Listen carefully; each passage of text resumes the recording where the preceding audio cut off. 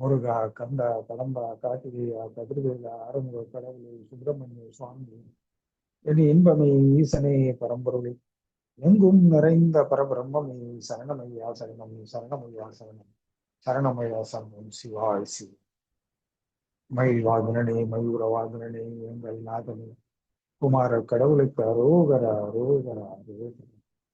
குமார கடவுளுக்கு அரோகரா, அரோகரா, அரோகரா. குமார கடவுளுக்கு அரோகரா. ஓம் குமர குருதாச குருப்பியோ நமக. ஓம் குமர குருதாச குருப்பியோ நமக. ஓம் குமர குருதாச குருப்பியோ நமக. ஓம் ரமணாய நமக. ஓம் ரமணாய நமக. ஓம் ரமணாய நமக. ஓம் ரமணாய நமக. ஓம் ரமணாய நமக.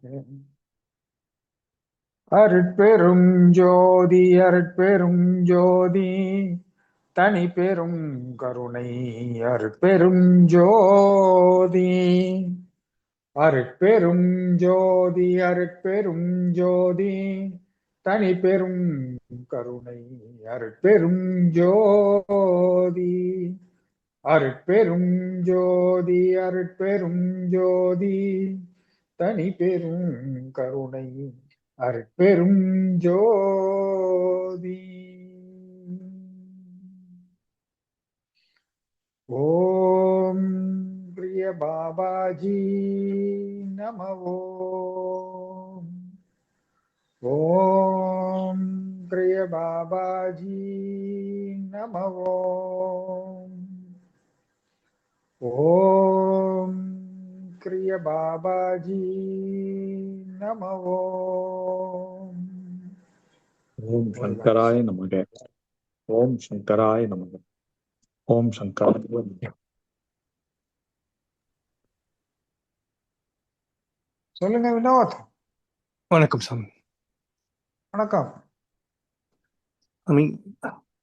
மனம், குணம், இந்த குணங்கள் பிறவியிலேயே சில குணங்கள் வந்து விடுகிறது. இந்த பிறவி குணங்களை மாற்ற முடியுமா? இப்போ ஒரு தீய குணம் இருந்தா அதிலிருந்து விடுபட்டு வெளிவர முடியும். இந்த குணங்கள் எப்படி நம்மளை ஆளுமை செய்கிறது? 100% கண்டிப்பாக எல்லாத்தையும் மாற்றி அமைக்க முடியும். 100%, 1% இல்ல, 100% குணாதிசயங்களை திருத்தி மாற்றி அமைக்க முடியும். பிறவி குணம்னா என்ன? தாய் தந்தையரின் வழியாக வந்தது. புரிந்ததா? இப்ப இந்த பிறவிலே எப்படி இருக்குன்னா, இவருக்கு முன்னாடியே எல்லாத்தையும் ப்ரோக்ராம் பண்ணி அனுப்பல. இந்த மனம்ன்றதே அவருக்கு 16 வயசுக்கு அப்புறம் தான் அந்த மனம்ன்றதே உருவாகுது. அது வரைக்கும் சுற்றுப்புற சூழல், பழக்க வழக்கம், தாய் தந்தையர் இவங்களோட பின்பற்றுவது தான் வழக்கமாயிடுச்சு. 16 வயசுக்கு அப்புறம் தான் இவருக்கு நான் எனதுன்ற மாதிரி அவரோட சொந்த விருப்பு வெறுப்பு, ஆசா பாசம், சுக துக்கம்லாம் அவருக்குன்னு ஒண்ணு உருவாகுது. இந்த 16 வயசுக்கு முன்னாடி வரைக்கும் குழந்தை பருவம் தான் சொல்லுது. அவர் பருவம் அடைஞ்சு இளமைக்கு வந்த பிறகு தான் அவரோடது மாறுது. இது என்னன்னா, பிறவிலேயே இப்போ சில பழக்க வழக்கங்கள், அம்மா அப்பா இவங்களோட ஆசா பாசங்கள், இதுல அப்படியே அவங்க இணைந்தே வாழ்ந்ததுனால அவங்களுக்கு இப்ப எல்லாருக்குமே தாய் தந்தையர்னா ரொம்ப பிடிக்கும். அது இயல்பு. அந்த பந்த பாசம் இதெல்லாம் நிறைய ஊறி இருக்கும். அதுதான் நான் சொல்லி நம்புற அளவுக்கு நம்ம இருப்போம். ஆனால் நீங்க பருவம் அடைஞ்சு ஆன்மீகத்துக்கு தகுதி ஆகுறீங்க. இந்த 16 வயசுக்கு அப்புறம் தான் நீங்க ஆன்மீகத்துக்கு தகுதி. இந்த ஆன்மாவை அறியக்கூடிய இது. அதுக்கு முன்னாடி எல்லாம் நீங்க பக்தியில நல் ஒழுக்கங்களும் நெறிகளும் பிறரோட ஞான சொற்கள், ஞான உபதேசங்கள், ஞான வாக்கியங்கள், பக்தி பாடல்கள், புராணங்கள், இதிகாசங்கள், கதைகள் இதெல்லாம் கற்று தெரிஞ்சுக்கிறேன். இதெல்லாம் என்னன்னா இந்த பருவம் அடைஞ்ச பிறகு நீங்க கத்துக்கிட்ட விஷயங்கள் எல்லாம் நடைமுறைப்படுத்துவதற்கான சந்தர்ப்பம் உங்களுக்கு அப்பதான் கிடைக்கும். அதுக்கு முன்னாடி எல்லாம் நீங்க பக்தி சிரத்தையோட இருக்கிற மாதிரி இருக்கலாம். அந்த பக்தியின் சிரத்தை இப்ப நீங்க பாத்தீங்கன்னா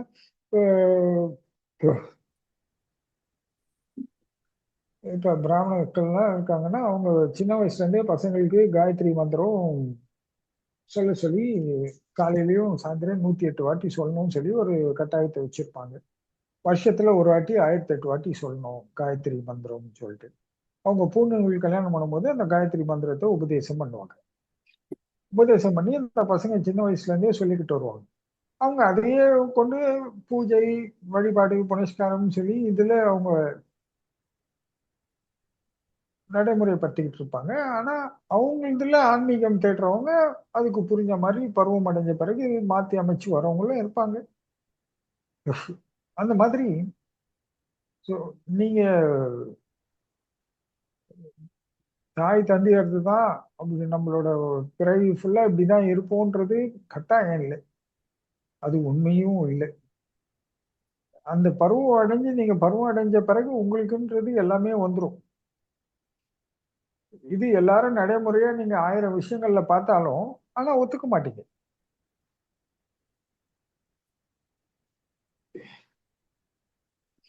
ஏன் ஒத்துக்க மாட்டீங்க அப்படின்னா இப்ப பாருங்க, ஒரு பருவம் அடைஞ்சு நல்லா வந்துட்டீங்க. ஒரு பையன் இருக்கான்னா அவனுக்கு சிகரெட் பிடிக்கிறான். ஒரு ஃப்ரெண்ட்ஷிப்னால அவனுக்கு ஒரு சிகரெட் வரலாம், இல்லை அவனுக்கே அந்த பழக்கம் சிகரெட் பிடிக்கலான்னு தோணலாம். அவனுக்கு ஸ்ட்ரெஸ் ஆகலாம், தண்ணி அடிப்பாங்க, பொண்ணுங்களை சைட் அடிப்பாங்க, சுத்துவாங்க, லவ் பண்ணுவாங்க. இதெல்லாம் அம்மா அப்பா சொல்லி கொடுக்கறது இல்லை. இது அம்மா அப்பா கிட்ட இருந்து வந்ததோ இல்லை, அம்மா அப்பா இதெல்லாம் செய்யக்கூடாதுன்னு தான் சொல்லுவாங்க. ஆனா பசங்க ஏன் தனக்கு சுகம் வேணும், தனக்கு அவங்களுக்குன்னு தனிப்பட்ட விஷயங்களாக அது மாறும். நண்பர்கள்னால, சுற்றுப்புற சூழல்னால, பழக்க வழக்கத்தினால இந்த மாதிரி விஷயங்கள்லாம் வரும். அதுக்கப்புறம் நிறைய தீய கெட்ட பழக்கங்கள்லாம் இருக்கு. இந்த இளமையின் வேகம் அதிகரிக்க அதிகரிக்க இவங்களுக்கு அந்த வேகத்தை குறைக்கிறதுக்காகவே சில போதை வஸ்துக்கள் எல்லாம் பயன்படுத்துவாங்க. அப்போ நீங்க ஆன்மீகம் பக்கம் திரும்பி இருந்தாங்க அப்படின்னு சொன்னா இவங்களுக்கு இந்த இயக்கங்கள் எல்லாம் கம்மியாகி அந்த உண்மையான பாதையை நோக்கி பயணிக்கலாம். இப்ப ரொம்ப எளிமையா சொல்லணும்னா, இப்ப நம்ம ஒரு குருவை பின்பற்றுகின்றோம்னா அந்த குருவோட சிந்தனைகள், நோக்கங்கள், செயல்கள்லாம் எப்படி இருக்கும்? இப்ப நீங்க அம்மா அப்பாவை பின்பற்றீங்கன்னா அந்த பிறவி கடைசி வரைக்கும் அப்படியேதான் போகும். அது ஒண்ணும் பண்ண முடியாது. அது தவறும் கிடையாது.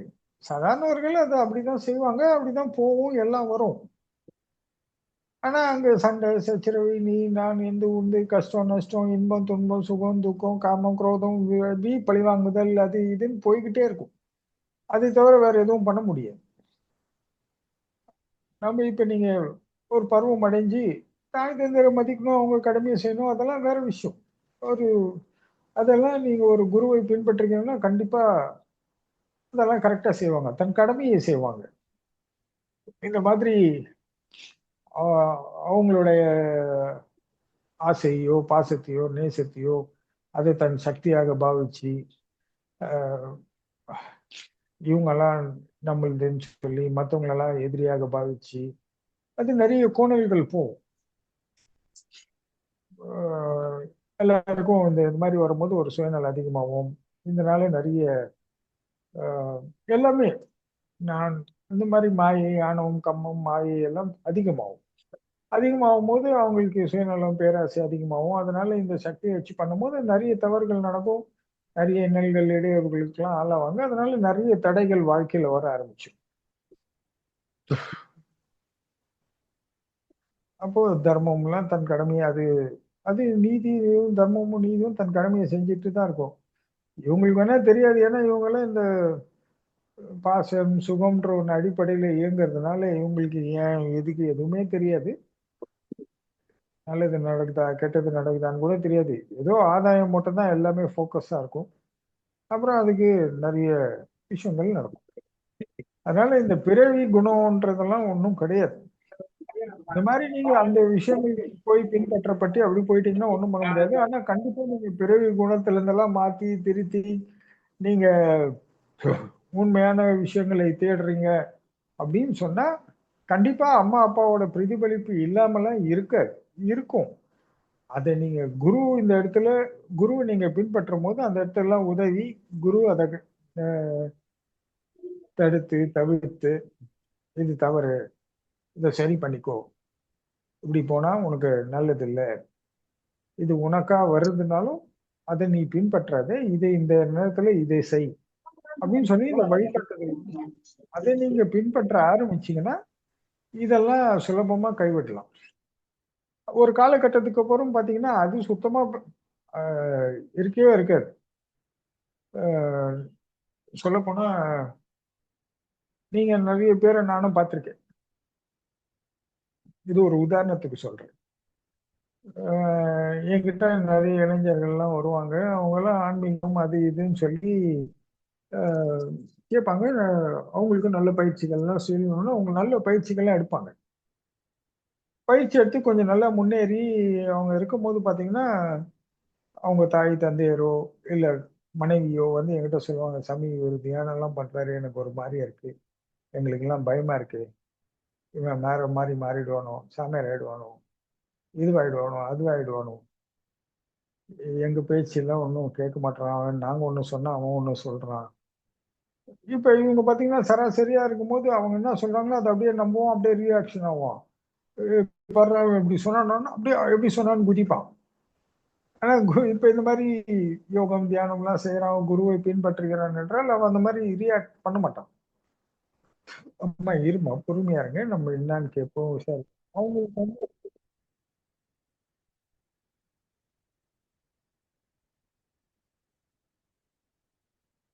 ஒரு நிமிஷம் இருங்க.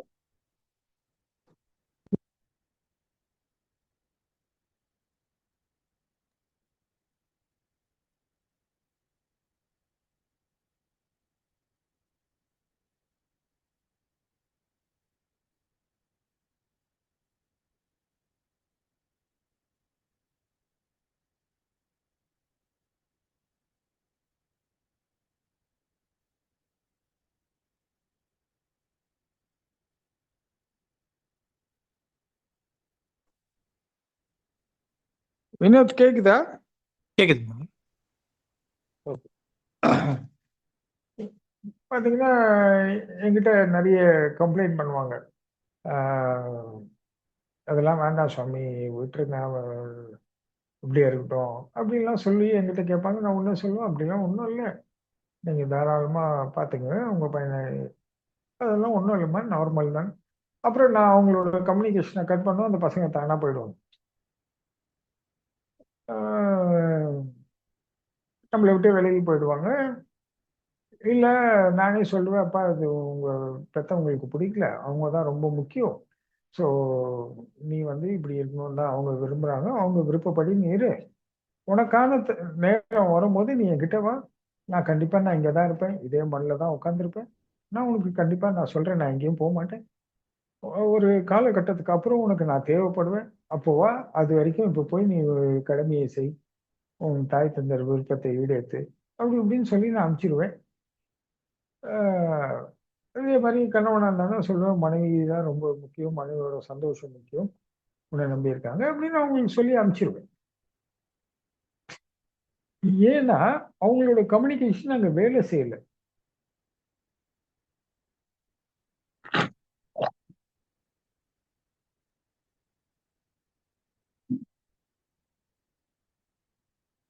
அவங்க நினைச்சாவே மாறணும். அவங்க சொன்னா இவன் ஆமான்னு குதிக்கணும். சிரிச்சா சிரிக்கணும், அழுகணும். அவன் உண்மையோ நியாயத்தையோ தர்மத்தை எல்லாம் பேசக்கூடாது. நல்லதெல்லாம் பேசக்கூடாது. அவங்க என்ன பேசினாலும் அதை சரின்னு சொல்லணும். அந்த மாதிரி இந்த பாச உணர்வுல அப்படிதான் இருப்பாங்க. அவங்களுக்கு வந்து அப்படியே அம்மா அப்பா அம்மா என் புள்ள அப்படின்னு ஒரு மாதிரி கோணல். அது சரி, தப்பு ஒன்றும் கிடையாது. ஆனா குணாதிசயங்கள் மாத்தி அமைக்கணும், திருத்தி அமைக்கணும், என் பிறப்பின் ரகசியம் அறியணும், பொருள் உணரணும், வாழ்க்கைன்னா என்ன, உண்மையா இருக்கணும், கடவுள்னா என்ன, ஞானம்னா என்ன, ஆஹ் வாழ்க்கையை வாழணும், வெறும் சுமந்தே போகக்கூடாது. இதெல்லாம் தெரிஞ்சுக்கணும்னா கண்டிப்பா இந்த யோகம், தியானம் இதெல்லாம் மிக அவசியம். குறைஞ்சபட்சம் ஆரோக்கியமா இருக்கிறதுக்காக அது அவசியம். சுமந்து சுமந்து எல்லாரும் வீணா போயிருக்காங்க. ஜென்மாந்திர ஜென்மாந்திரமா பரம்பரை பரம்பரையா சுமந்து சுமந்து வீணா தான் போறாங்க. ஆனா என்னன்னு தெரியாது, அதுலயே தான் நாட்டம் போகும். அது ஒண்ணும் பண்ண முடியாது. நீங்க சொல்ற மாதிரி இந்த பிறவி குணம்ன்ற மாதிரி அந்த பிறவிலேயே அவங்கள்ட்டயே கம்யூனிகேட் பண்ணி எல்லாம் ஆதாயத்தினால செயல்பட்டதுனால அது அப்படிதான் இருக்கும். அதை மாத்தி அமைக்கிறது கஷ்டம் உங்க கோட்பாடு பிரகாரம். ஆனா எங்க கோட்பாடு பிரகாரம் எந்த பிரச்சனையும் கிடையாது. நீ பருவம் அடைஞ்ச பிறகு உனக்குன்ற விஷயங்கள் போது நீ எடுக்கும் முடிவுகள், நீ பின்பற்ற வேண்டியது உன் கடமை. அதுக்காக அவங்களை வெறுக்கணும், ஒதுக்கணும் இல்லை. அவங்களுக்கு தேவையான கடமைகளை நீ கண்டிப்பா செஞ்சாகணும். நீங்க நல்லா யோசிச்சு பாருங்க. நிறைய யோகிகள், ஞானிகள் எல்லாம் பாத்தீங்கன்னா பருவம் அடைஞ்சவொடனே அவங்க வீட்டை விட்டு பிரிஞ்சு வந்து அவங்க தனியா தன் யோகத்தை, ஞானத்தை, ஆதிசங்கரர் எடுத்துக்கோங்க, நம்ம ரமண பகவான் எடுத்துக்கோங்க. இவங்க 16 வயசுல தன் வீட்டை விட்டு பகவான் வர்றாரு, வந்து திருவண்ணாமலையில இருக்கார். அதுக்கப்புறம் அவங்க தாய் தந்தையர்லாம் வந்துடுறாங்க. ஆனா அவர் தன் நிலையில் உறுதியாக நிற்கின்றார். தன் துறவரத்தில் உறுதியாக நின்றார், தன் யோகத்தில் உறுதியாக நின்றால், ஆத்ம விசாரத்தில் உறுதியாக நின்றார். இறை வழிபாடுதான் நான், இந்த உடல் நான் அல்ல, ஆன்மாதான் நான் அப்படின்றதுல முக்கிய தெளிவா இந்த உடலை சார்ந்து யார் வந்தாலும் அவர்களுக்கு உரிய கடமைகளையும் மதிப்பும் மரியாதையும் அளித்தார ஒழிய அதை வைத்து அவர் மாறவில்லை. தன் நிலையில் உறுதியாக நின்றார். அதனால இந்த குணாதிசயங்கள் மாற்ற முடியாதெல்லாம் ஒன்றும் கிடையாது. அவங்கள்டே அப்படியே நம்ம குலோப்ஜார் மாதிரி ஊற ஆரம்பிச்சிட்டோம்னு சொன்னா ஒன்றும் பண்ண முடியாது. அந்த ஜீரால ஊறிக்கிட்டே இருக்க வேண்டியதுதான். அதுல இருந்து வெளியே வரணுன்றது முடியாத விஷயமாயிடும். தப்பு கூட சரின்னு தான் சொல்லி ஆகணும், அநீதி கூட நீதின்னு சொல்லி வரணும், அதர்மம் தர்மம்னு சொல்லணும். அந்த மாதிரி சொன்னா பிரச்சனை வரும், சண்டை வரும், சச்சரவு வரும். இது மாதிரி நிறைய இன்னல் இடையூறுலாம் வரதான் செய்யும். ஏன்னா அவங்கள சார்ந்து நம்ம இருக்கிறோன்ற போது இந்த மாதிரிலாம் விஷயம். அப்போ அந்த சார்ந்து இருக்கிறன்றதை வச்சு விடணும். இப்ப பாத்தீங்கன்னா என் வாழ்க்கையில் எடுத்துக்கிட்டாவே என்னையே நான் உதாரணமா சொல்றேன்னு வச்சுக்கோங்க. ஒரு காலகட்டத்து வரைக்கும் நான் அப்படிதான் இருந்தேன். அப்புறம் பக்தினால, சுவாமியோட அருளாலே எனக்கு கிடைக்க ஆரம்பிச்சோன்னா இதுக்கெல்லாம் பெரிய தடைகள், அவமதிப்புகள், உதாசீனங்கள் எல்லாம் வரும்போது எதற்காக இவங்க நம்மள இப்படி எல்லாம் பண்றாங்கன்னு யோசிச்சு பார்க்கும்போது இவங்களை சார்ந்து இருக்கும் நம்ம. வேற ஒன்றும் இல்லை, இவங்களை சார்ந்திருக்கேன். இவங்க சோறு போடுறாங்க, தங்க இடம் கொடுக்குறாங்க, போட துணி கொடுக்குறாங்க. ஸோ இதை வச்சுதான் இவங்க இவ்வளோ ஆக்கிரமிப்பும் எல்லாமே பண்றாங்க. நம்ம விருப்பத்துக்கு மதிப்பு கொடுக்காம அவங்க விருப்பத்தை நம்ம ஏற்கணும் கண்டுபிடிக்கிறாங்க, கட்டாயப்படுத்துறாங்கன்றது எனக்கு புரிஞ்சுது. ஓகே, மெயின் பிரச்சனை இதுதான். ஸோ பணம் சம்பாதிச்சு கொடுக்கணும், இந்த மாதிரி எல்லாம் புரிச்சு இது கொடுத்தாதான் இது, அது மாதிரி அதெல்லாம் தோணுச்சுன்னா கடவுள் உணர்த்தலாம் உள்ள இருந்து இதுக்காக தான். அப்போ இதெல்லாம் வேண்டாம், எதுக்கு இது, அதோட கடவுள் தான் பெருசு, குருதம், குருவை வணங்குவது தான் சிறப்பு, இதெல்லாம் அபத்தம், பொய், ஒரு மாயின்றது எனக்கு புரிஞ்ச உடனே நான் விலகி போயிட்டேன். வீட்டை விட்டு வெளியே போய் 6 ஆண்டுகள் தனிமையில தன் வாழ்வை என்ன செய்யறானோ கடவுள் செய்யட்டும் நம்பி போயிட்டேன். அவ்வளவுதான். அப்போ எனக்கு அந்த பிறவி குணம்லாம் நிறைய எல்லாம் வராம இருந்தது. நான் நிறைய முறை உங்களுக்கு சத்சங்கத்துல கூட சொல்லியிருக்கேன். வெகு நாட்கள் எங்க அப்பனின் அறிவு என்னை துன்புத்தி இருக்கு.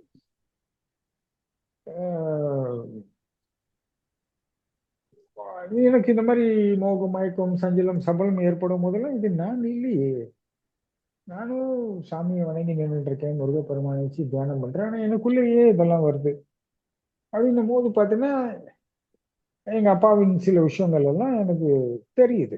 உடனே அதெல்லாம் நான் தவிர்த்து அதை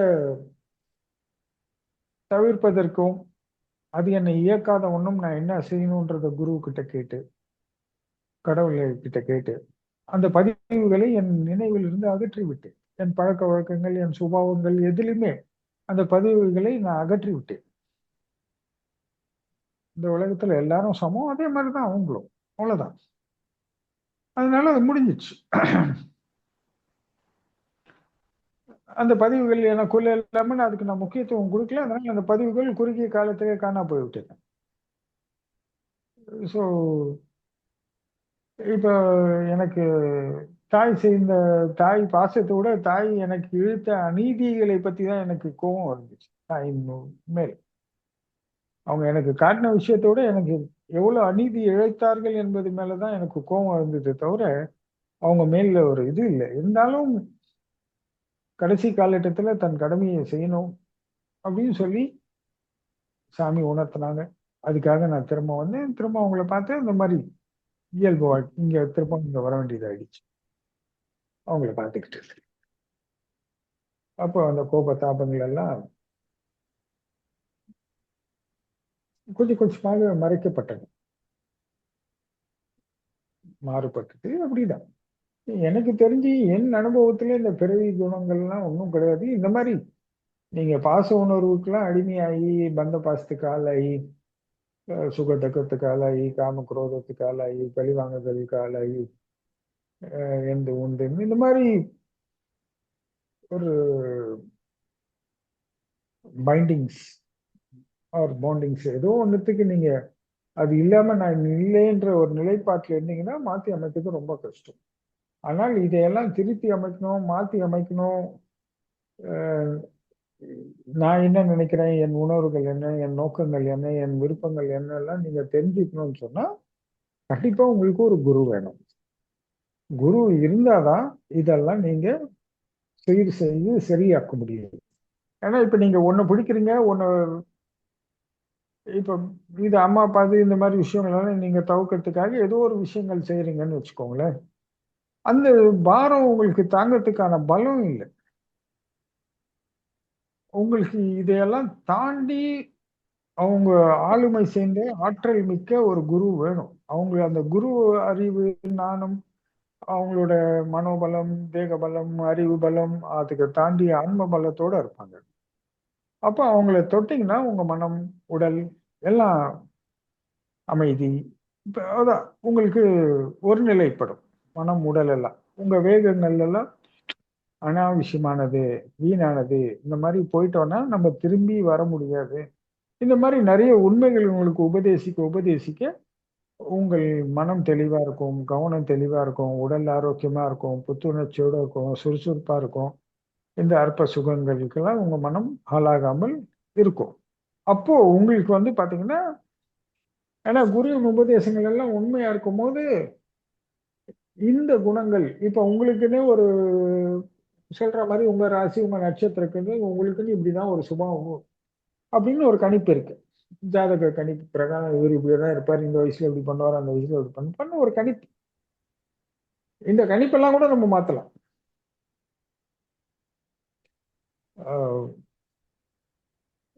நம்மளுக்கு அந்த நம்ம வழிபாட்டின் நோக்கத்திலே விதின்னு ஒரு மேல் நம்பிக்கை இல்லை. இப்போ விதின்னு பாத்தீங்கன்னா நமக்கு நம்பிக்கை இல்லைன்னு சொன்னா அப்ப விதித்தவன் யாருன்னு சொல்லி கேட்க வந்தா நம்ம விதித்தவன் பாத்தீங்கன்னா தாய் தந்தையரை தான் சொல்றோம் இல்லையா?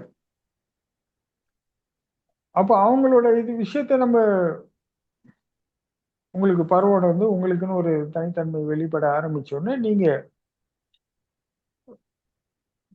இதெல்லாம் திருத்தி அமைக்கிறதுக்கு வாய்ப்பு இருக்குன்றது உங்களுக்கு இப்ப புரியும். இப்ப இதெல்லாம் என்ன அப்படின்னு பாத்தீங்கன்னா நம்ம அதையே பின்பற்ற ஆரம்பிச்சோம்னு சொன்னா பலவீனம் தான் வாழ்க்கை. ஸோ தவித்தோ தனித்தோ எதையும் சந்திக்க துணிவு இல்லாமல் பயந்து ஒரு பழக்க வழக்கத்துல ஒரு நம்ம என்ன பழகி இருக்கோமோ அதுதான் கொண்டு நம்ம இயங்கக்கூடிய நிலை. பழசை அறுத்து புதுசை துணிவோடு சந்திக்கும் விஷயங்கள் இருக்கிறதில்லை. துணிவு என்பது ஒண்ணுமே இல்லை. இந்த துணிவு என்பது யாதுன்னு பார்த்தீங்கன்னா, சும்மா நான் துணிச்சலா குதிச்சேன், துணிச்சலா செஞ்சேன்றதுல வேற. இந்த துணிவுன்றது என்னன்னா, இந்த பழசு நம்மள இயக்குது பாருங்க. அது விட்டாலோ, தவிர்த்தாலோ பயம், நடுக்கம் இந்த மாதிரி எல்லாம் வரும். ஸோ இத பழசை விட்டுட்டு புதுசா சந்திக்க போறோம் பாருங்க, அதுதான் துணிவு. இந்த மன இயக்கமோ, உடல் இயக்கமோ, சுகமோ, ஆசை ஏதோ சம்திங். இப்ப நீங்க எத எடுத்தாலும் இப்ப நம்ம நிலையில் சொல்றேன். ஆன்மீக நிலையிலே நான் சொல்றேன். இப்ப நீங்க கேட்ட கேள்விக்காக நான் சொல்றேன். பாருங்க இந்த ஆசை, சுகம், சொந்தம், பந்தம், ஆசை, பாசம், நேசம், காதல், காமம் எல்லாம் பாத்தீங்கன்னா, நம்ம இடத்துக்கு வந்தா இதெல்லாம் ஒரு பலவீனம். ஆனா ஒரு சராசரி மனுஷனுக்கு இதெல்லாம் பலம். வெறும் நான் இந்த அற்ப விஷயங்களுக்காக நான் பிறந்து, வளர்ந்து, இதையே ஆண்டு, அனுபவிச்சு, இதையே இன்னொருத்தருக்கும் கத்துக் குடுத்து, அவங்களையே இதே மாரி உருவாக்கி, நான் மடிஞ்சு அவங்களே இதே இது நாம இல்ல. இத நம்ம ஆன்மீகத்துல இருக்கும்போது சொல்றேன். சாமானியர்களுக்கு அதுதான் நிஜம், அதுதான் வாழ்க்கை, அதுதான் உலகம், அதுதான் நீதி, அதுதான் அவங்க அப்படியே போயிட்டே இருப்பாங்க. அவங்களுக்கு என்ன கஷ்டம் நஷ்டம் வருதோ அப்ப கடவுளை கேட்பாங்க, பெற்றிருப்பாங்க, போயிடுவாங்க. ஆனா நம்ம ஆன்மீகத்துல இருக்கும்போது பாத்தீங்கன்னா, இதெல்லாம் பலவீனங்கள். ஸோ டிபெண்டிங் ஒருத்தரை சார்ந்தே இருக்க வேண்டிய ஒரு கட்டாயம். ஒரு மனசுக்கு ஒரு துணை தேவை, உடலுக்கு ஒரு துணை தேவை. எங்க போனாலும் துணை தேடுறது, எதுக்கு எடுத்தாலும் சாக்கு போக்கு பேசுறது. ஆஹ் இதுல என்னன்னா, சில விஷயங்கள் ஏத்துக்காது. அது அம்மாவா இருந்தாலும் ஏத்துக்காது, அப்பாவா இருந்தாலும் ஏத்துக்காதுன்னா உங்களோட கால பேதமே இருக்கும். Generation gap. அந்த அதனால என்ன ஆகும்னா, உங்களுக்கு உன்னை எதிர்க்கும், உன்னை ஆதரிக்கும். ஆனா ஆதாயம் வரும்போது எல்லாத்தையும் சகிச்சு பொத்துக்கிட்டு ஆதரிச்சுக்கும். ஆதாயம் இல்லாத போது எதிர்க்கும். இப்படி நிறைய விஷயங்கள் வரும். ஆனா இது பாத்தீங்கன்னா, இதெல்லாம் பலம். இதுதான் வாழ்க்கை. இப்படி இருந்தாதான் உனக்கு குடும்பம், இதுதான் சுகம், இதுதான் நிஜம்னு அதுதான் இயல்பு. ஆனா நம்ம ஆன்மீகத்துக்கு வந்துட்டோம்னு சொன்னா, இதெல்லாம் பலவீனம். இந்த சின்ன சின்ன விஷயங்களுக்கெல்லாம் போய் கெஞ்சிக்கிட்டு, ஏங்கிக்கிட்டு, உட்காந்துக்கிட்டு, தமிழ் நீ நான் என்று உன் கண்ணே மணியே இது மாதிரி நிறைய ஒரு விஷயங்கள். நம்ம அதெல்லாம் தாண்டி இந்த பலவீனங்களை கடந்து நான் பலமாக நிற்கணும்.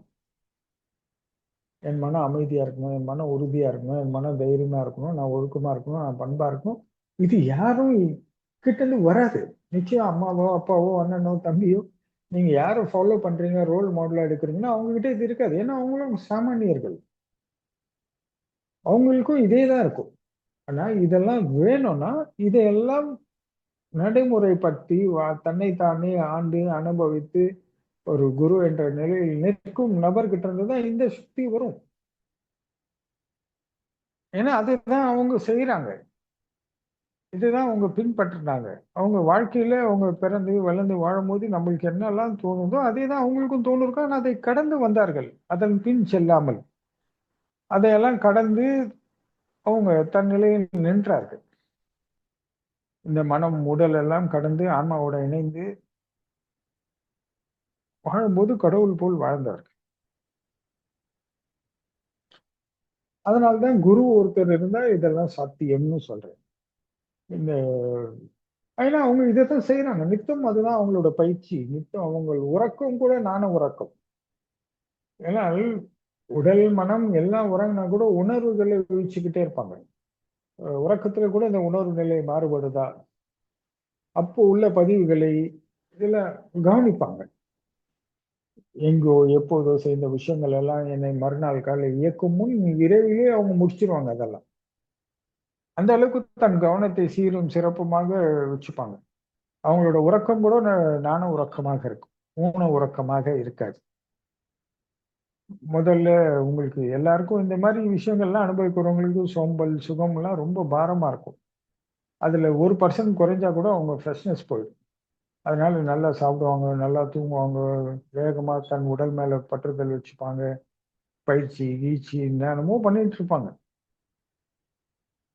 ஏன்னா இதெல்லாம் அவங்களுக்கு ஒரு பிடிமானம், பற்றுதல் ஆயிடும். அதனால அவங்களுக்கு எல்லாம் ஓடும். ஆனா இந்த மாதிரி நம்ம இது ஒட்டுமொத்த குணத்தையும் மாத்தணும். குணதிசயங்கள் பிறவியால பிறந்தது. பழக்க வழக்கத்தால, சுற்றுப்புற சூழலால, நண்பர்கள்கிட்ட இருந்து கத்துக்கிட்டது, பள்ளிக்கூடம் படிப்புல கத்துக்கிட்டது, இப்படி நிறைய இருக்கும். ஆஹ் ஏன்னா அதுல ஒண்ணு கூட நீங்க இல்லைன்ற மாதிரி ஒரு நிலைப்பாடு வருது. ஆனா இப்ப பாத்தீங்கன்னா நிறைய புத்தகங்கள் இருக்கும், நிறைய நீதி கதைகள் இருக்கும், புராணங்கள் இருக்கும், எல்லாம் இருக்கும். எல்லாத்தையும் படிக்கிறாங்களே தவிர அதை பின்பற்றுவதுன்றது சாத்தியம் இல்லாமல் இருக்கும். படிக்க முடியும், அதை புரிஞ்சுக்க முடியும், நீங்க தெரிஞ்சுக்க முடியும். ஆனா நீங்க ஃபாலோ பண்ண முடியாது, பின்பற்ற முடியாது. உங்களுக்கு வேணா நாலேஜ் இருக்கலாம், இது இல்ல இது அது இல்ல இது இதுன்னு நீங்க சொல்லலாம். இதெல்லாம் ஸ்டோர்டு இன்ஃபர்மேஷனா, நீங்க ஒரு இன்ஃபர்மேஷனா இருப்பீங்க. இதெல்லாம் ஒண்ணு கூட உங்களுது இல்லை, இன்னொருத்தர் சொன்னதை நீங்க நிச்சயம் நம்பி ஃபாலோ பண்ணுவீங்க. சேம் விஷயத்த இப்போ ஒரு விஷயத்த இன்னொருத்தரும் எழுதியிருப்பார். இப்ப கம்பராமாயணம் எடுத்துக்கிட்டீங்கன்னா, கம்பர் ஒண்ணு எழுதியிருக்காரு, சாரி ராமாயணத்தை எடுத்தீங்கன்னா கம்பர் ஒண்ணு எழுதியிருக்காரு, வால்மீகி ஒண்ணு எழுதியிருக்காரு. கம்ப ராமாயணம், ஆனா ராமாயணம் ஒண்ணு, ஆனா இதுல 2 பேர் எழுதியிருக்காங்க. இப்ப இதுல சில விஷயங்கள் வரும், அதுல சில விஷயங்கள் வராது. இப்ப நீங்க எதை படிக்கிறீங்க, கம்பரத்தை படிச்சீங்கன்னா நீங்க கம்பரத்தை மட்டும்தான் உண்மைன்னு நம்புவீங்க. இப்ப வால்மீகி இதை பண்ண ஒரு விஷயம் எதிர்த்து ஒருத்தர் கேட்டாருன்னா, இல்ல இல்ல இது இதுதான் வாதிடுவீங்க. ஏன்னா உங்களோட அறிவுலாம் இன்னொருத்தர் ஆயிடுச்சு. நீங்க கத்துக்கிட்ட விஷயங்கள் மட்டும்தான் நானுன்னு நம்ப ஆரம்பிச்சிட்டீங்க. அப்போ அந்த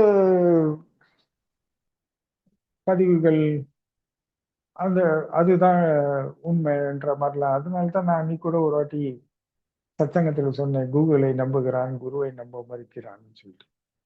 எதுக்கத்தாலும் இப்ப கூகுள்ல போடுறாங்க. ஆனா நம்மள யோசிச்சு எடுக்கிறதுக்கு யாருக்கும் நேரமும் இல்லை, அவசியமும் இல்லை. அதுல யாருன்னா ஒருத்தர் அப்லோட் பண்ற பாருங்க. ஒரு விஷயத்துல நீங்க கூகுள்ல தேடினா கூட 10 பேரோட கருத்து இருக்கும். நீங்க சாட் ஜிபிடியில் எடுத்துட்டீங்கனாலும் நிறைய பேரோட கருத்துக்கள் அதுல இருக்கு. ஒரே விஷயம் தான், ஆனா கருத்துக்கள் பல இருக்கு. இதுல எது உங்களை கவருகின்றதோ, எது உங்களுக்கு எதிர்பார்த்த மாதிரி இருக்குதோ அதை நீங்க நம்ப ஆரம்பிக்கிறீங்க. இப்போ ஆனா உங்களுக்கு இது சொந்தமான தேடுதலை பயன்படுத்துறது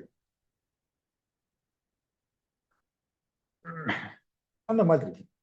So, இப்ப நீங்க இதையெல்லாம் சீரமைக்கணும், நான் யாருன்னு நான் உணரணும் அப்படின்னா நீங்க நினைச்சீங்க, நான் அறியணும், கடவுளை அறியணும், இந்த பிறப்பின் ரகசியம் அறியணும், நான் எங்க இருந்து வரேன், நான் எங்க போறேன், வெறும் பிறப்பு வெறும் இதுக்காக தானா,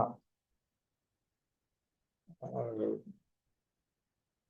அப்படிலாம் நீங்க சிந்திக்க ஆரம்பிச்சுக்கன்னு சொன்னா, குருவை பின்பற்றீங்கன்னா குரு இந்த மாதிரி உங்களோட விஷயங்கள்ல விடுதலை கொடுத்து உங்களை தன்னிச்சு நிக்க வச்சு, உங்களுக்கு தன்னம்பிக்கை, தைரியம், இந்த மாதிரி ஒழுக்கம், பண்புகள்லாம் கற்றுக் கொடுத்து, இந்த உலகத்துல எதுவுமே தப்பு இல்லைன்ற உண்மையை சொல்லி கொடுத்து, உங்க வாழ்நாள் முழுக்க முதல்ல கில்ட்டி, குற்ற உணர்வுன்ற இடத்துக்கே நீங்க போவாம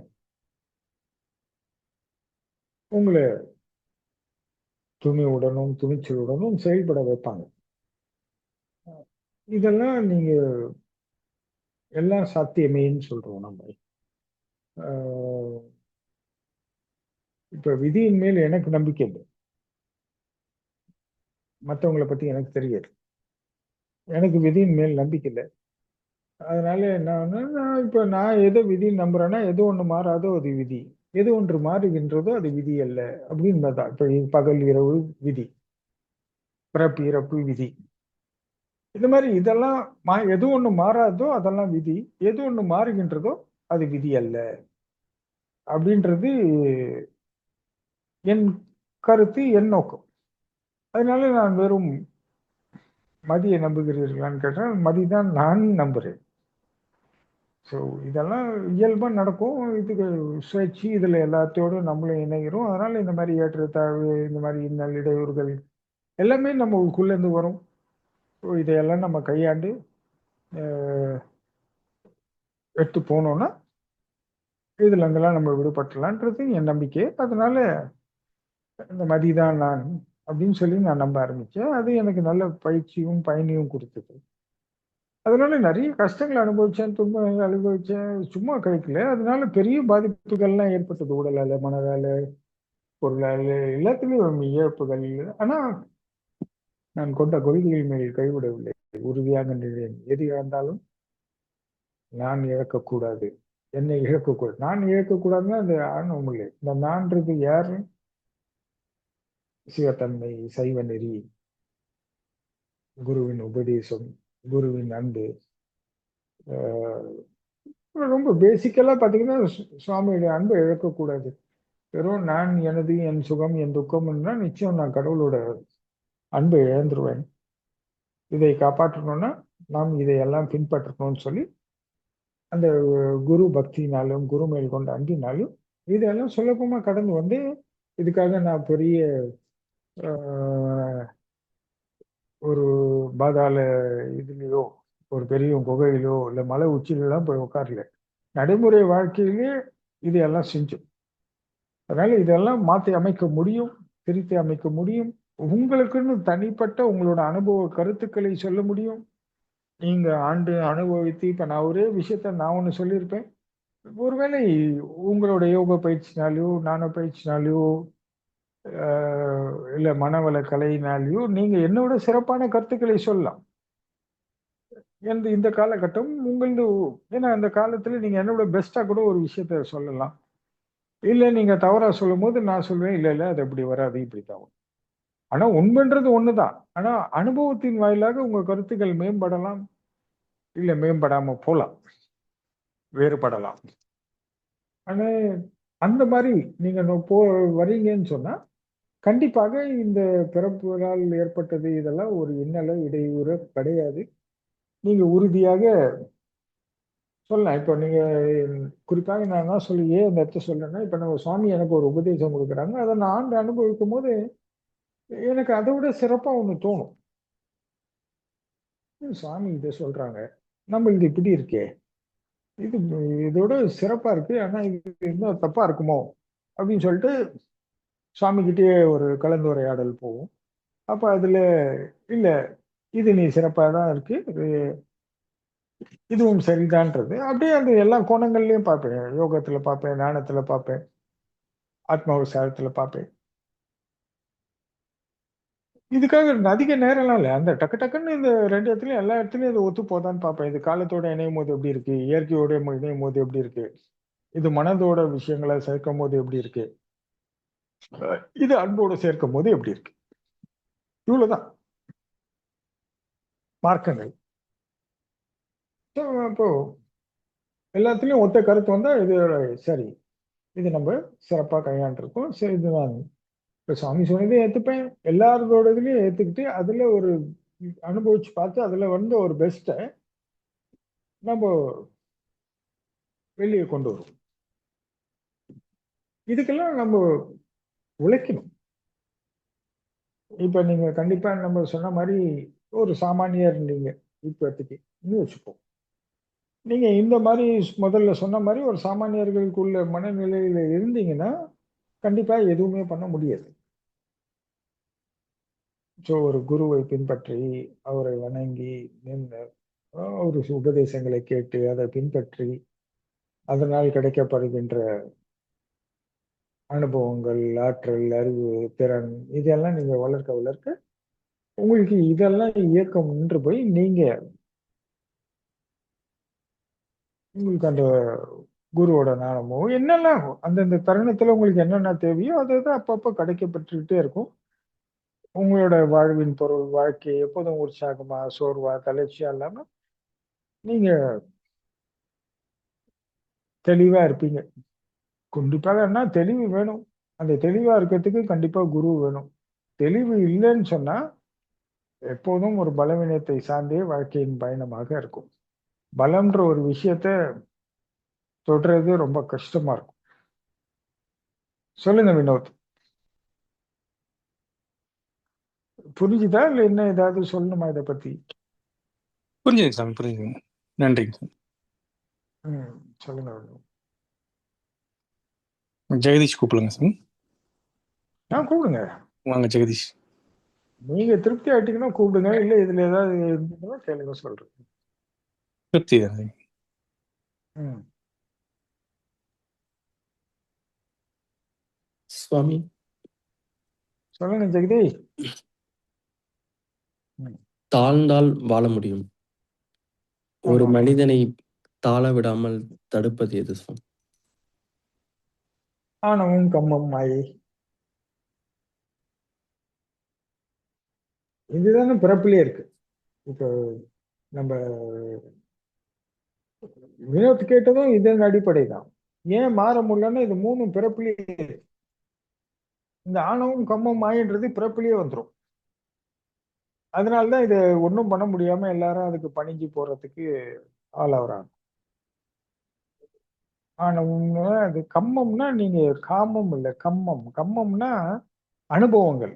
இந்த பதிவுகள், அந்த அனுபவங்கள் தான் நம்மளை இயக்கக்கூடிய நிலைக்கு போயிட்டோம். மாயை. அதுக்கப்புறம் நான் இப்ப நம்ம சுவாமி நம்மளுக்கு எளிமைப்படுத்தி கொடுத்துருக்காங்க. நான் எனது என்பதே மாயை. இந்த மாயை யாராலும் வெல்ல இயலாது, இது மிக பெரியது அப்படின்னு சொல்லி நிறைய கதைகள் புராணங்கள்லாம் இருக்கு. ஆனா நம்ம சுவாமி ரொம்ப சிம்பிளா பண்ணி கொடுத்துட்டாரு நம்மளுக்கு. டேய் இதெல்லாம் இன்னும் பெருசு கிடையாது. நான் எனது என்பது மாயை. இதை உணர்ந்து அந்த நான் எனதை விடுவித்து விட்டால் நம்ம ஈசனோட இணைந்து விட்டோம். அவ்வளவுதான்டா பிரச்சனை. சிம்பிள் பண்ணிட்டாரு. ஆனா நீங்க புராணங்களோ இதிகாசங்களோ மற்றவர்களோட இதை பார்க்கும்போது மாயை என்பது யாராலும் வெல்ல இயலாதுன்னு சொல்றவங்க நிறைய பேர் இருக்காங்க. நம்ம சுவாமி சிம்பிள் பண்ணிட்டாரு. அது தூளா தூக்கிட்டாரு. ஒண்ணுமே கிடையாது. என்னடா மாய்? இந்த நான் என்பது மாயை, எனது என்பதாண்டா மாயை. இதை நீ கையால கட்டினா மாயிலிருந்து விடுபட்டுருலாம். சிம்பிளா சொல்லிட்டு.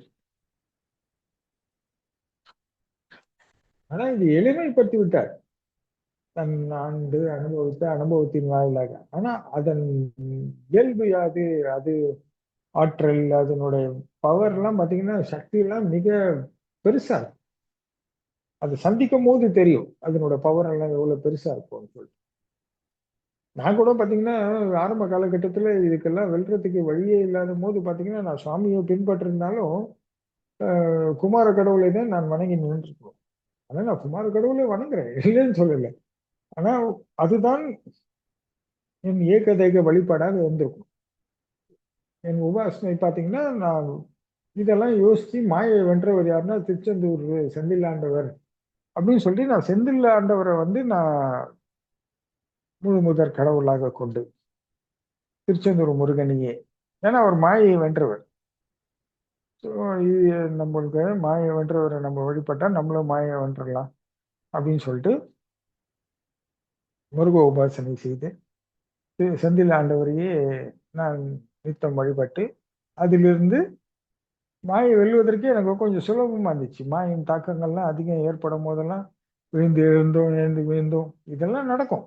நான் உடனே ஒரு டைப்புன்னு நம்ம அப்படியே எல்லாம் இல்லை. எழுந்தேன், விழுந்தேன், விழுந்தேன், எழுந்தேன், நிறைய உதவி விழுந்தேன், நிறைய பிரச்சனைகள். ஆனால் கொண்ட கொள்கையில் நான் உறுதியாக இருந்தேன். அந்த மாதிரி இந்த 3 விஷயமும் நம்மளுக்கு பிறப்பிலேயே இருக்கு. நம்மளோட நம்ம எது நம்மளோட விருப்பம், நம்ம தேடுதல் என்ன, நோக்கம் என்னன்னு தெரியறதுக்கு முன்னாடியே அது இருக்கு நம்ம கிட்ட. அதுதான் வாழ்நாள் முழுக்க இயக்க போகின்றது.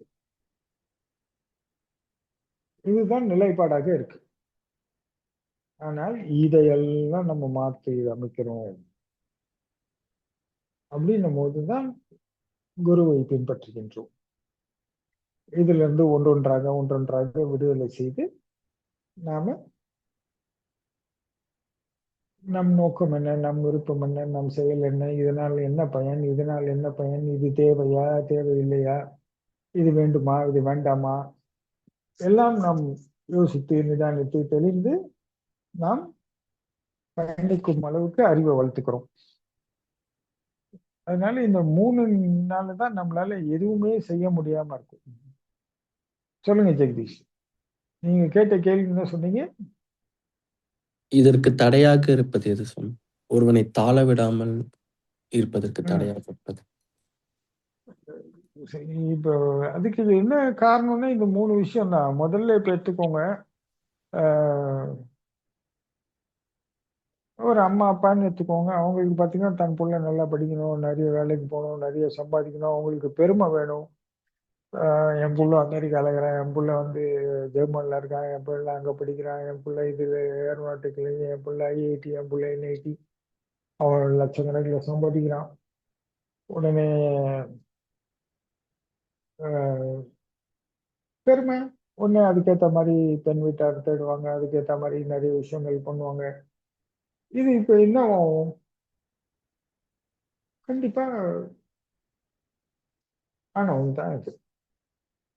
ஒரு தகுதியை வளர்த்துக் கொள்றதல், படித்தல் அதெல்லாம் வேற கோணங்கள். ஆனா பேசிக்கா அடிப்படை எல்லாருக்கும் விருப்பங்கள்.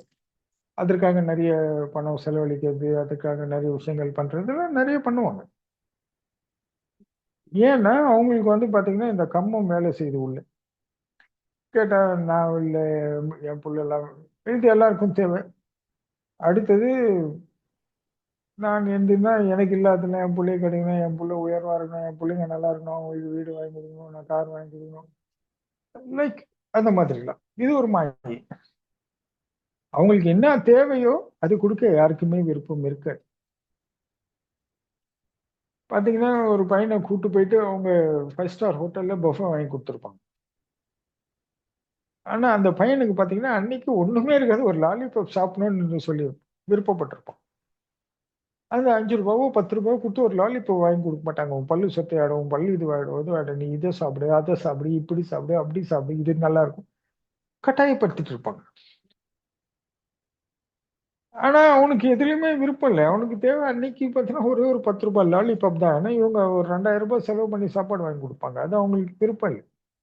ஸோ அவங்களோட விருப்பம்லாம் இவங்க யாரும் மதிக்கிறது இல்ல, எதிர்பார்க்கறது இல்ல. இவங்களோட ஆசைகள், இவங்களோட இயக்கத்துக்கு இப்படின்னு நிறைய விஷயங்கள். இப்ப இது என்ன ஆகுது? இதுதான் மாயை. இதெல்லாம் ஏன் செய்றோம்? எதுக்கு செய்றோம்? அவங்களுக்கும் தெரியாது. இந்த மாயை வெளிப்படுத்துதுன்னு சொன்னா, கம்மம் உள்ள இருந்து இயக்குதுன்னு சொல்லலாம். இது 2ம் சேர்ந்த உடனே பற்றுதல் ஆயிடுது. பற்றுதல் ஆன உடனே எட்டுதல்லாம் ஆணவம், எதிர்ப்புன்னு சொல்லி போயிடுது. இப்படி இருக்கும்போது ரொம்ப சிம்பிள். அ நீங்க நல்ல நடைமுறை வாழ்க்கையில நெறைய பார்த்திருப்பீங்க. யாருன்னா தன் பிள்ளைகளே ஏதாவது ஒரு சின்ன குறை சொன்னாவே சண்டைக்கு போயிடுவாங்க. ஒருத்தர் தெரியாதனமா தப்பு பண்ணியிருப்பான். இப்ப இந்திய ஸ்டேஜ்ல ஒரு டீச்சர் அடிச்சாவே, எ ஊரே போய் நின்னு எப்படி என் புள்ளைய அடிப்பேன்னு கேள்வி கேக்குது. ஒரு ஆசிரியர் ஒரு பையன கண்டித்தாவே யாராலும் ஏத்துக்க முடியல. என் புள்ள படிக்கலன்னா பரவால்ல உட்டுரு. நீ ஏன் அடிக்கிற என் புள்ளையன்னு கேக்குறாங்க. இன்னைக்கு நெறைய வழக்கு போடுறாங்க ஆசிரியர்கள் மேல. அவங்க பணியிடம் நீக்கம் செய்றாங்க. இந்த மாரி நெறைய விஷயங்கள் இதுல இடமாற்றப்படுறாங்க. இதெல்லாம் இன்னைக்கு நடக்குது. ஏன்னா இன்னைக்கு அப்படி இருக்கு. எல்லாரும் இது உங்களுக்கு தெரியும். ஏன் இந்த தாழ்வு? தன் பிள்ளைய ஒரு ஆசிரியர் கண்டிச்சு வளர்க்கிறாரு, தப்பு செஞ்சா தண்டிக்கணும். அப்பதான் அவனுக்கு பயம் வரும்னா முடியாம இவங்களோட விஷயங்களுக்காக இவங்க செஞ்சுக்கிறாங்க. இன்னைக்கு ஒரு நல்ல கல்வியை குடுக்கணுன்றத விட எந்த ஸ்கூல்ல குடுக்கணும், எங்க பெஸ்ட் இந்த மாரி நெறைய விஷயங்கள். பணம்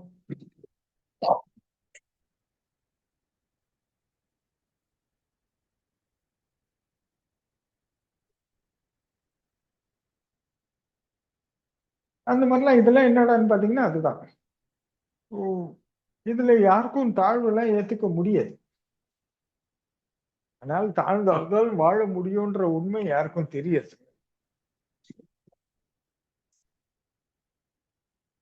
நீங்க வாழ்க்கையின் அனுபவமே எடுத்துக்கிட்டீங்கன்னாவே, நம்ம சாமி சொல்லுவாங்க, "தாழ்ந்தால் தான் வாழ்வாய்." உனக்கு தாழ்வு வருதுன்னா, நீ வாழப் போகிறன்னு அர்த்தம். அப்படின்னு சொல்லுவாங்க. தாழ்வு வந்தால் வாழ்வு வரும். இப்ப நீங்க கால சுழற்சியில பார்த்தீங்கன்னாவே, நீங்க ஓராண்டுகளுக்கு ஒரு முறை மேலே ஏறி, கீழ இறங்கி, திரும்பி தான் மேலே ஏறணும். இதுதான் இயல்பு. இதுதான் உண்மை. ஏற்றத்தாழ்வு தான் இயல்பைத் தரும். நீங்க ஏறிட்டே இறங்க மறுக்கும்போது மட்டும் தான் இயல்பை மீறுறீங்க. அப்புறம் நெறைய பிரச்சனைகளுக்கு ஆளாவீங்க. இந்த உண்மையை ஒத்துக்கிறதுக்கு சாத்தியம் இல்ல தான். ஆனால் உன்னோட வளர்ச்சியின் நோக்கம், உன் பிறப்பின் நோக்கம், உன் வளர்ச்சி எல்லாமே பார்த்தீங்கன்னா, நீ மேல ஏறி, கீழ இறங்கி, திரும்பி மேல ஏறணும். இதுதான் உண்மை. இதுதான் நடக்கும். இத மாத்த முடியாது யாராலும். ஏற்றத்தாழ்வு தான் இயல்பை தரும். இப்ப நீங்க 10 படிக்கட்டு ஏறி, இறங்கி அடுத்த முறை ஏறும்போது, நீங்க 10 படிக்கட்டு ஏறும்போது செஞ்ச சிறு தவறுகள் இருக்கலாம். இல்ல நீங்க பெஸ்ட்டா ஏறி இருக்கலாம். இல்ல இயல்பா ஏறினதை அந்த 10 படிக்கட்டை அடுத்த முறை நீங்க ஏறும்போது பாத்தீங்கன்னா, 1 செகண்ட் எடுத்து 1 நிமிஷம் எடுத்துட்டீங்கன்னா, நீங்க 50 செகண்டோ, 30 செகண்ட்ல ஏறுறதுக்கான முயற்சிகள் எடுக்கலாம். ஆனா, நான் 10 படிக்கட்டு ஏறிட்டேன். நான் இறங்கியே ஏற மாட்டேன். அப்படின்னு சொன்னா அங்க நிக்கிறீங்க பாருங்க. இத யோசிக்கிறதுக்கு அந்த காலத்துல நெறைய மாற்றங்கள் உள்ள வந்துரும். அப்ப நீங்க என்ன பண்ணுவீங்கன்னா, எதிர்க்க ஆரம்பிச்சுருவீங்க. அந்த நிக்கிறதுக்கான காரணம் என்னன்னு பார்த்தீங்கன்னா, அம்மாவோட ஆசையோ, அப்பாவோட ஆசையோ, இல்ல ஏதோ ஒரு கம்பேரிசன்ஸ். ஏன்னா உலகத்தோட ஒப்பிட்டு பார்த்து தான் எல்லாமே தன் வாழ்க்கையை வடிவமைக்கிறாங்க. தனக்கு என்ன பிடிச்சிருக்கு, தன் வாழ்வுக்கு என்ன வேணும், தன் நலனுக்கு என்ன வேணும், அப்படின்ற மாரி இல்ல. நான் எத விரும்புறேன், எனக்கு என்ன வேணும்ன்றதெல்லாம் இல்ல. இப்போ ஒருத்தர் பணக்காரரா இருக்காருன்னா, நானும் பணக்காரன் ஆகணும். ஒருத்தர் நெறைய சொத்து வச்சுக்கிறாருன்னா, நானும் நெறைய சொத்து வாங்கிக்கணும். ஒருத்தங்க நெறைய நகை வச்சிருக்காங்கன்னா, நானும் நெறைய நகை சேர்க்கணும். அந்த கல்யாணத்துல அவங்க ஏதாவது போட்டுருந்தாங்க, நான் அவங்க அந்த கார் வாங்கினா நம்ம இப்படிதான். ஏன்னா வெறும் கம்பாரிசன்ஸே லைஃபா போயிட்டு இருக்கு. அஹ் நம்மளுக்கு இந்த ஒப்பீட்டு பார்த்தல்ன்ற ஒரு விஷயமே இருக்கக்கூடாது வாழ்க்கையில. முதல்ல அதை நம்ம முற்றிலும் அறுத்து எறியணும். அஹ் இந்த உலகத்துல எல்லாம் பொதுவா இருக்கு. கடவுள் அவங்களுக்கு 100 நகை கொடுத்தாரு, அவங்களுக்கு கொடுத்திருக்காரு. நமக்கு கொடுக்கல. ஆமா கொடுக்கல. அவருக்கு நிறைய சொத்து கொடுத்திருக்காரு, கொடுத்திருக்காரு. நமக்கு கொடுக்கல, கொடுக்கல. அவருக்கு நிறைய பணம் கொடுத்திருக்காரு, நம்மளுக்கு கொடுக்கல, கொடுக்கல. ஒத்துக்கணும். நம்ம முயற்சி பண்ணுவோம், கடவுளை கேட்போம். கொடுத்தா கடவுள் கொடுத்தா வாங்கிப்போம், கடவுள் கொடுக்கலையா கொடுக்கல. எது கொடுத்தாலும் கடவுள் கொடுத்தாரு, கொடுக்கலனாலும் கடவுள் கொடுக்கல. அவ்வளவுதான், சிம்பிள். நம்மளுக்கு வேற ஏதோ கொடுத்திருப்பார், நம்மளுக்கு என்ன கொடுத்திருப்பான்னு பார்த்துட்டு அதை வச்சு நம்ம நிறைவு கொண்டு வாழ்க்கையை பயணிக்கும். இப்ப நீங்க எவ்வளவு பணம் இருக்கட்டும், எவ்வளவு சொத்து இருக்கட்டும், எவ்வளவு நகை இருக்கட்டும், எவ்வளவு கார் எல்லாம் என்ன இருக்கும், நீ என்ன அனுபவிக்க போற? ஒன்றும் கிடையாது. மனசுக்குள்ள நீயா ஒரு பிரமை, நீயா ஒரு கற்பனை. 4 பேருக்கு முன்னாடி பார்த்தோன்னா அப்படி ஒரு இவருக்குள்ளேயே ஒரு ஆனா சகி நிலம். நான் சொத்து வச்சுக்கிறேன், நான் பணம் வச்சுக்கிறேன், நான் கார் வச்சுக்கிறேன், நகை வச்சுக்கிறேன். இல்லாதவன் மற்றவங்களை பார்க்கும்போது இவரு இல்லைன்றதுனால, இவரு ஏழைன்றதுனால இவருக்குள்ளேயே இவர் பாவம். அவங்கள சந்திக்க போற 5 நிமிஷம் நல்லா இருக்கீங்களா, நான் நல்லா இருக்கேன், எந்த ஒரு எதிர்பார்ப்பும் இல்லாம, எந்த ஒரு ஏற்றத்தாழ்வு இல்லாம சமமா சந்திக்கணும்னா முதல்ல இந்த பேதமைகளை அகற்றணும். பேதமையே இருக்கக்கூடாது. எல்லாரும் சமம். கடவுள் இந்த உலகத்துல எல்லாருக்கும் எல்லாமே பொதுவா படைச்சிருக்கான். நம்ம வாழ்க்கையில எத்தனை பேருக்கு பயனுள்ளதாக இருந்தோம். இதுதான் கடவுளுடைய படைப்பின் பரம ரகசியம் கூட சொல்லலாம். நீ வாழ்க்கையில் எத்தனை பேருக்கு பயனுள்ளவனாக இருந்தாய் என்பது ரொம்ப முக்கியம் வாழ்க்கையில. நீ எந்த பயனுமே இல்லாமல் வாழ்ந்து ஏதோ போறேன்னா எதுவும் தப்பு கிடையாது. ஆனால் கடவுளோட படைப்பின் ரகசியங்கள்னு பார்க்கும்போது நாம் எல்லாம் பயனுள்ளவர்களாக இருந்தாலும் இது கடவுள் நம்மளை படைத்த ரகசியத்துல அது ஒன்று. ஏன்னா நீங்க பாத்தீங்கன்னா இந்த உலகத்துல எல்லா ஜீவராசிகளும் ஒரு பயனுடையனே இருக்கின்றன. இப்ப நீங்க புலிகளை அழிக்காதீர்கள், காட்டை அழிக்காதீர்கள் எல்லாம் சொல்றாங்க. ஏன்னா இதெல்லாம் இயற்கையின் வளங்கள். அதன் பிறப்பு, அது உண்ணும் உணவு, அது செய்யும் விஷயங்கள் எல்லாம் பாத்தீங்கன்னா அந்த இயற்கையினுடைய இயல்பு தன்மை மாறாம இருக்கும். நீங்க பாத்தீங்கன்னா ரொம்ப இந்த ஏர்செல்னு ஒரு கம்பெனி இருந்தது. அவர் பாத்தீங்கன்னா புலிகளை காக்கணும், புலிகளை நீங்க துன்புறுத்தக்கூடாது, புலிகளை அழிக்கக்கூடாது, புலிகளை காப்பாற்ற வேண்டும் சொல்லி அவர் ஒரு நிறைய விஷயங்கள் பண்ணிட்டு இருந்தார் புலியை காப்பாத்துக்காக. அந்த நிர்வாகிப்பு இல்லை, போயிடுச்சு.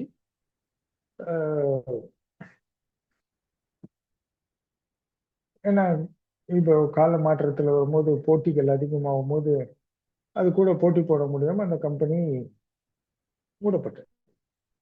அவர் புலிகள் காப்பாற்றின எல்லாரும் அவரை பத்தி பேசும்போது எல்லாரும் நிறைய பேர் சிரிச்சாங்க. பாரு புலி எங்கேயா இருக்கு, புலியை காப்பாற்ற பத்தி பேசினது. புலி காட்டுல தான் இருக்குது. காட்டுல இருக்கிற புலியை எத்தனை அழிச்சிட்டு இருக்காங்கன்றது தெரியும். ஆனா அதனால அதற்கான உணவுகள், அது உணவுகள் பரிணாமம் போகும். இந்த இனம் அழிந்தால் அந்த இனம் அழியும். இப்படி அழியப்படும் போது இயல்பாக மாறக்கூடிய விஷயங்கள், இப்ப நான் சொன்னேன் இல்லையா, 10 அடி ஏறிட்டு நிற்கிறாரு, அதற்கு ஏதோ ஒரு தடைன்ற மாதிரி இந்த தடை ஏற்படும் போது அந்த இயக்கங்கள் மாசுகளாகும், அது தடையாக மாறும். அப்போ இந்த வளம் கெட ஆரம்பிக்கும். அப்படியே ஒண்ணு தொட்டு ஒண்ணு தொட்டு ஒண்ணு தொட்டு, இப்ப நீங்க மாசுக்கள் எப்படி உருவாகுது? கடல் மாசு, மண்ணில் மாசுகள் வந்து விட்டது, காத்துல மாசு இருக்கு, எல்லாம் எப்படி வருது? இந்த மாதிரி நாம் இயல்பை மீறும் போது வருகின்றது. இல்லைன்னா அது எது அதன் இயல்புல இருந்துச்சுன்னு சொன்னா எதுவுமே மாறாது, எல்லாம் வளமுடன் இருக்கும்.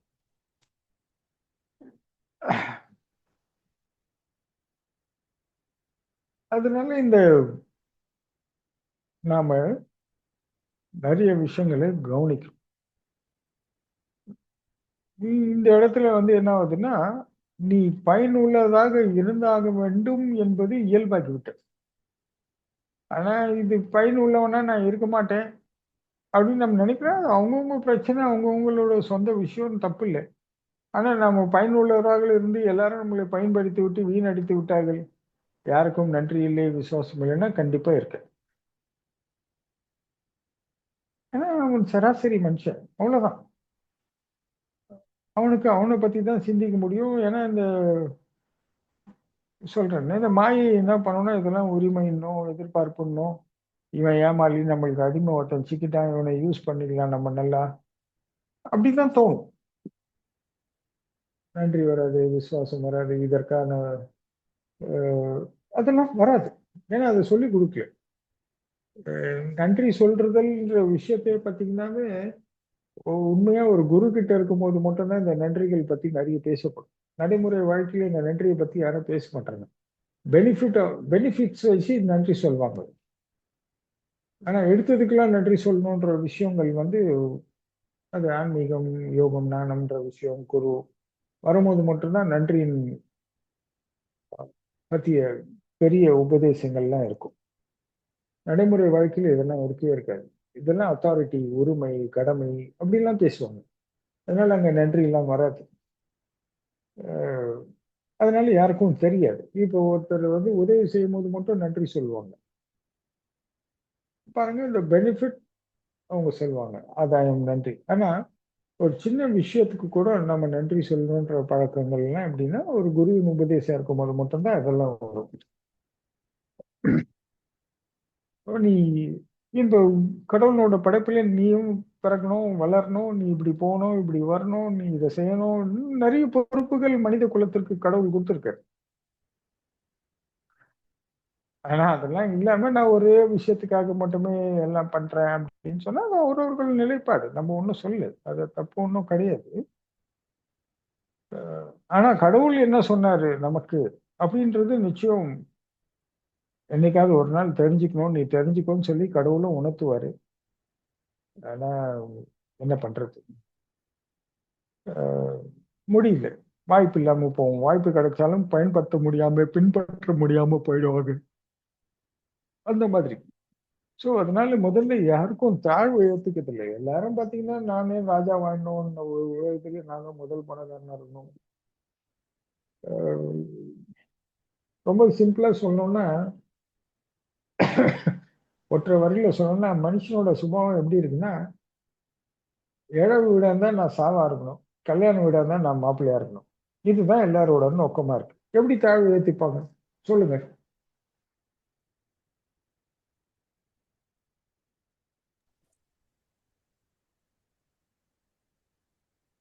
ஜெகதீஷ்? எல்லாரோட மனநிலை பாத்தீங்கன்னா, ஒரு ஏழை வீட்டுக்கு போயிட்டா அந்த ஏழை வீட்டுல யாரு சாவுதான், அந்த பிணம் தான் முக்கியம். அதுக்குதான் மாலை, மரியாதை, அழுதல், இழுதல் எல்லாமே நடந்துட்டு இருக்கும். இப்ப கல்யாண வீட்டுக்கு போயிட்டீங்கன்னா மாப்பிள்ளை தான் பெருசு, மாப்பிள்ளைக்கு தான். இப்ப எல்லாருக்கும் மனநிலை அப்படிதான் இருக்கு. ஏன்னா அவங்களுக்கு எல்லாம் தெரியாது இதெல்லாம் என்ன ஏது, ஒன்றும் புரியாது. ஆனா நீங்க தாழ்வை ஏத்துக்கிட்டீங்கன்னா நீங்க வாழ ஆரம்பிக்கலாம். இப்ப தாழ்வை ஏத்துக்காத போது எல்லாரும் எதிர்க்க ஆரம்பிக்கிறாங்க. ஸோ எல்லாரும் எதிர்த்தே வாழ வேண்டிய கட்டாயத்துக்கு போக ஆரம்பிக்கும் போது, எதுக்கெடுத்தாலும் எதிர்த்து, அப்பா ஒண்ணு சொன்னா அம்மா ஒண்ணு சொல்லுவாங்க, அம்மா ஒண்ணு சொன்னா புள்ள ஒண்ணு சொல்லுவான், புள்ள ஒண்ணு சொன்னா பொண்ணு ஒண்ணு சொல்லுவோம், அப்புறம் தாத்தா ஒண்ணு சொல்லுவார், பாட்டி ஒண்ணு சொல்லுவார். கணவன் ஒண்ணு சொல்லுவான், மனைவி ஒண்ணு சொல்லுவான், மனைவி சொன்னா ஏன்னா எதிர்த்துக்கிட்டே இருக்காங்க. யாரும் பாருங்க ஒரு கம்யூனிகேஷன்ஸ் ஸ்மூத்தா இல்லவே இல்ல. They are very lovable family, very attachment, very நீ நான் அப்பா அப்படியே பாசம் உருகும் குடும்பம் தான். ஆனா ஒரு ஒற்றை கருத்து ஒருத்தரால வரவே வராது. ஒரு விஷயத்துக்கு நீ நான் சண்டை போட்டு கிண்டை போட்டு அப்படி இப்படின்னு சொல்லி அதுக்கப்புறம் ஏதோ ஒரு சின்ன சின்ன சமாதானங்கள் செய்து ஒரு முடிவு எடுப்பாங்க. ஒரு விஷயத்த அமைதியா உட்காந்து பேசி முடிவு எடுத்துக்கணும். அந்த அளவுக்கு யாருக்கும் ஒரு ஸ்மூத் கம்யூனிகேஷன்ஸ் யார்கிட்டயும் இல்ல. என்னோட கருத்து இருக்கலாம், எல்லாமே இருக்கலாம். சும்மா ஒரு பேசிக்கலி நான் ஒரு உதாரணத்துக்கு சொல்றேன்.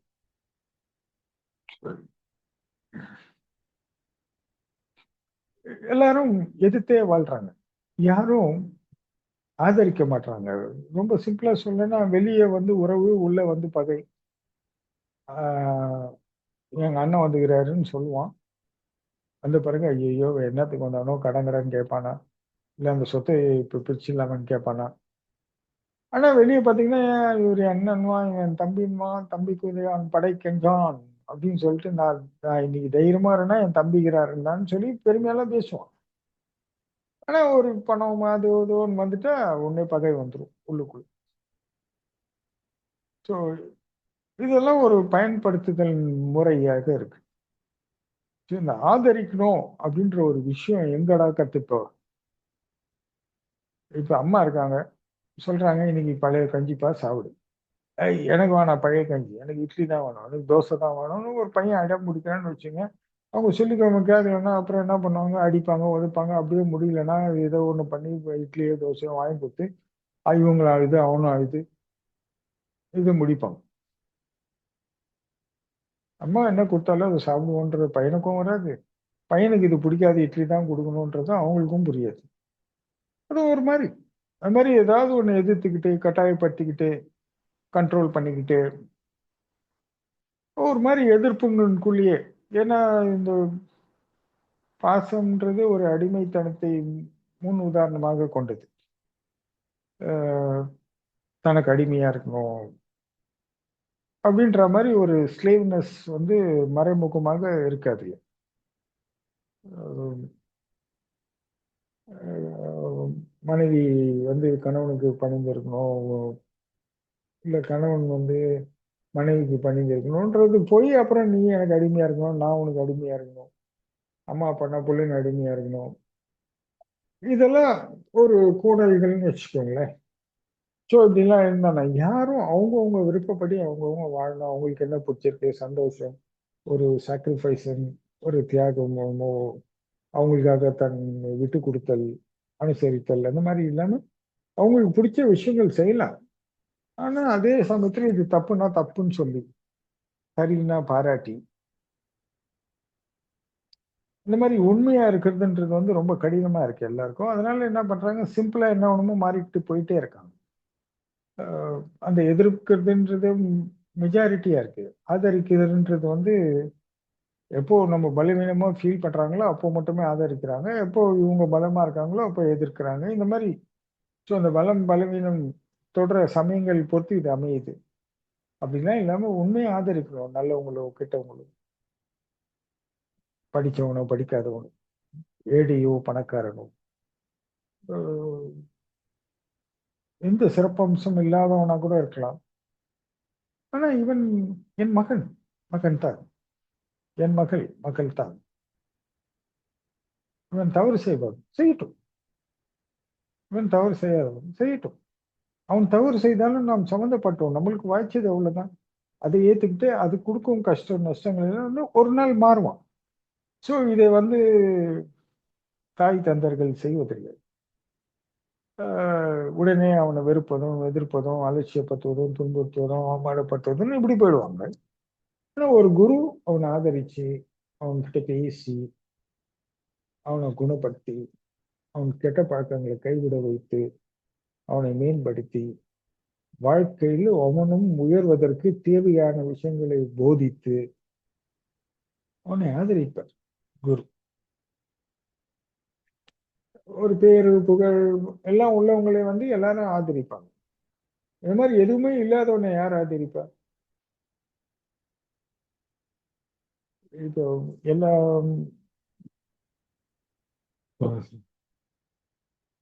அந்த மாதிரி ஆதரிப்புன்றது ரொம்ப கஷ்டமா இருக்கும். இப்போ ஒருத்தன் எளியவனா இருக்கான்னா அவனுக்கு பெரிய சமுதாயத்துல இதெல்லாம் இல்லாம இருக்கலாம். ஆனா இப்போ குரு கிட்ட வந்து நீ வாப்பாங்க.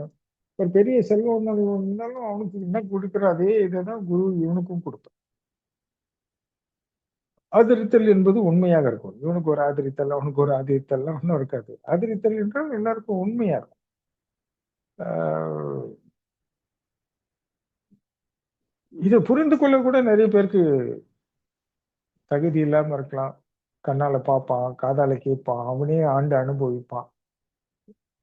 நானா நம்ம இந்த தவறு செய்யணும். நம்ம குரு இந்த மாதிரி நமக்கு செஞ்சாருன்னா நம்ம எவ்வளவு துன்புறுத்துவோம், எவ்வளவு கஷ்டப்பட்டிருப்போம். ஆனா நம்மள எவ்வளவு பண்ணாலும் நம்மள அன்போட என்னைக்கும் பேசுறாரு. இது பண்ணல பரவாயில்லப்பா, அடுத்த முறை பண்ணது பார்த்துக்கலாம். இல்ல சுவாமி நான் பண்றேன், சரி பண்ணு. காலம் வர வரைக்கும் பண்ணு. ஏதோ ஒரு காலம் நல்ல சந்தர்ப்பம் வரும், கடவுள் கண் துறப்பான், அதெல்லாம் நீ விட்டுருவேன், பார்த்துக்கலாம். அவனை நான் ஏற்றுக்கொள்கின்றேன், ஆதரிக்கிறேன். அப்புறம் அவன் என் அன்பு அவனை மாத்துகிறதோ, அறிவு மாத்துகிறதோ, அருள் மாத்துகிறதோ இதெல்லாம் எனக்கு தெரியாது. ஏதோ ஒண்ணு அவன் காலப்போக்கில் திருந்தி அப்புறம் தீய பழக்கங்களை விட்டுருவாங்க, வாழவும் ஆரம்பிப்பாங்க. ஆனா அதை தாண்டி அவங்களுக்கும் சில விஷயங்கள் வச்சிருப்பாங்க. அதுக்கண்டு யோகி ஞானின்ற யோகம் ஞானம் தியானம் அந்த மாதிரி விஷயத்துக்கெல்லாம் வரமாட்டாங்க. குறைந்தபட்சம் இந்த தீய பழக்க வழக்கங்கள்லாம் இல்லாம வாழ்க்கையை வாழ்வதற்காகவாது இருப்பாங்க. அதையும் தாண்டி வரவங்களும் இருக்காங்க, இருந்தாங்க, இருப்பாங்க. ஏன்னா இந்த நடைமுறை வாழ்க்கைன்றது ரொம்ப ஒரு குறிப்பிட்ட அடிப்படையை கொண்டு அமைகின்றது. ஸோ நடைமுறை வாழ்க்கைன்னு பார்த்தீங்கன்னா எதுக்கு எடுத்தாலும் பணம் வேணும். பணம் இல்லைன்னா எதுவுமே நடக்காது. ஆனா அன்புக்கு பணம் தேவையில்லை.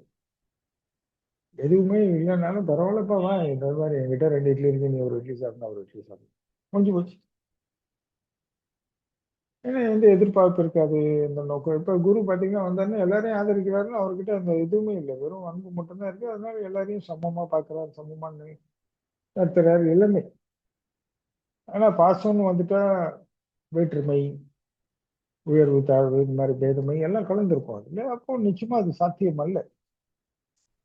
அது அப்படிதான் இருக்கும், இது இப்படிதான் இருக்கும்.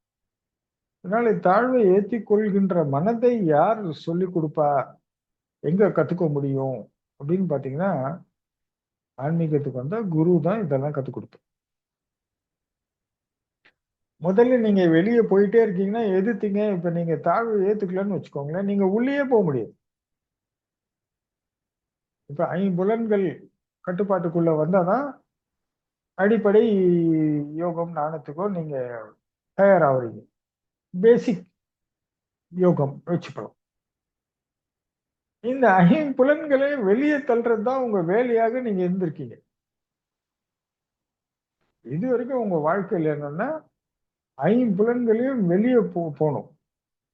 ஆனா இப்ப நீங்க யோகம் பண்றீங்க அப்படின்னு சொன்னா, இந்த 5 புலன்களின் எப்படி 5 புலன்களாக வெளியே போனீங்களோ அதே 5 புலன்களின் வாயிலாக தான் நீங்க உள்ள போடும்.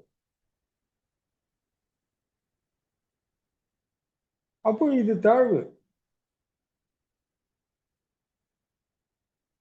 நீங்க அக்செப்ட் பண்ணணும், ஏத்துக்கணும், ஆதரிக்கணும், இந்த மாதிரி விஷயங்கள்லாம் வரணும். இது உள்ள நீங்க போறீங்கன்னாவே இப்ப நீங்க தாழ்ந்தாதான் வாழ முடியும். நீங்க வெளியே போய் போய் நிறைய மாத்த முயற்சி பண்ணி சிலது ஜெயிச்சு சிலது தோத்து, அப்புறம் இப்படி மாதிரி வெற்றி தோல்வி, நிறைய குழப்பங்கள், முடிவெடுக்க முடியாத பதட்டம், சூழ்நிலை, நிறைய விஷயங்கள்னு வச்சுக்கோங்களேன். புலன் தடுமாற்றங்களால ஒரு நிதானம் இல்லை, தெளிவு இல்லைன்ற ஆயிட்டுங்க. இப்போ உங்களுக்கு நிதானம் தெளிவு வேணும்னா இந்த 5 புலன்கள் உள்ள போய் மனம் உடல் ஒன்றாக இணைந்து கவனம் சீராகும் போது மட்டும்தான் இது கிடைக்கும். ஆனா நீங்க இதை பெறணும்னா நீங்க கண்டிப்பா தாழ்வு ஏற்றே ஆகணும். இப்ப பாருங்க, தாழ்ந்தால்தான் வாழ முடியும். சாமி சொன்னது எவ்வளவு சிம்பிளா வைத்துப்பாரு.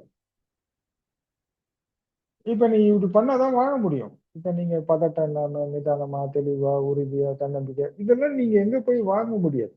இதை யாராலும் கொடுக்கவும் முடியாது. நீ உண்மை உபதேசங்களை கேட்டு பயிற்சி செய்து அந்த பயிற்சியின் வாயில் வளர்க்கக்கூடிய விஷயங்கள் இது ஒரு கலைகள். நிறைய கலை இருக்கு. நம்ம ஆள் ஒருத்தர் இப்போ இன்னில இருந்து ஸ்டார்ட் பண்ணியிருக்காரு. நமது அன்பர் வினோத் மனவள கலை கத்துக்க போறேன். அப்புறம் இந்த மாதிரி உடல் பத்தி, தேகத்தை பத்திலாம் ஒரு கலை வளர்க்க போறேன்னு சொல்லியிருக்காரு. எதிர்காலத்துல உங்களுக்கு psychological problem, psychological stress, worried இதெல்லாம் வந்துச்சுன்னா நீங்க வினோத்தை கேட்டீங்கன்னா ஒரு சஜஷன், வழிகாட்டுதல் உங்களை ஒன் வேர்ட்ல ஒரு கியூர் பண்ணுவார். ஒரே வார்த்தை கிளியர். நீங்க ஒரு பெரிய மனவள கலை நிபுணரை நீங்க எதிர்காலத்துல சந்திக்க போறீங்க. அத தொடங்கி இருக்காரு அவர். அப்படின்னாலும் வினோத் சாமி படம் ரிலீஸ் ஆகிறதுக்கு முன்னாடியே பெரிய பில்டப்பா இருக்கு. இல்ல எதிர்பார்க்கல, இந்த சந்தர்ப்பத்துல அது வந்துச்சு. ஏன்னா நீங்க அப்படியே நீங்க வீக்கா விட்டுற கூடாதுல்ல. இப்ப நான் இந்த மாதிரி ஏதோ ஒரு ப்ரொமோட் பண்ணிட்டேன்னு வச்சீங்களேன், நீங்க பயிற்சி பண்ணியே ஆகணும். இல்லைன்னா நாளைக்கு என்னத்துக்கு நம்மளுக்கு அப்படின்னு ஒரு யோசனை வரும். நேத்து ஏதோ சாமி கிட்ட கேட்டோம் தானே, ஆனா நீங்க விட்டுட்டீங்கன்னு வச்சுக்கோங்க, நாளைக்கு விடுறதுக்கும் வாய்ப்பு இருக்கு. நான் இன்னைக்கு ப்ரொமோட் பண்ணிட்டேன்னா ஆட்டோமேட்டிக்கா உங்களுக்கு அந்த ப்ரொமோஷன்ஸ்குள்ள போவீங்க. அதுக்காக தான் ஒரு பில்டப். எப்படி? எல்லாமே நீங்க இருக்கீங்க சாமி. நன்றி. ஆமா, நான் இருக்கேன். என்ன இருக்கு?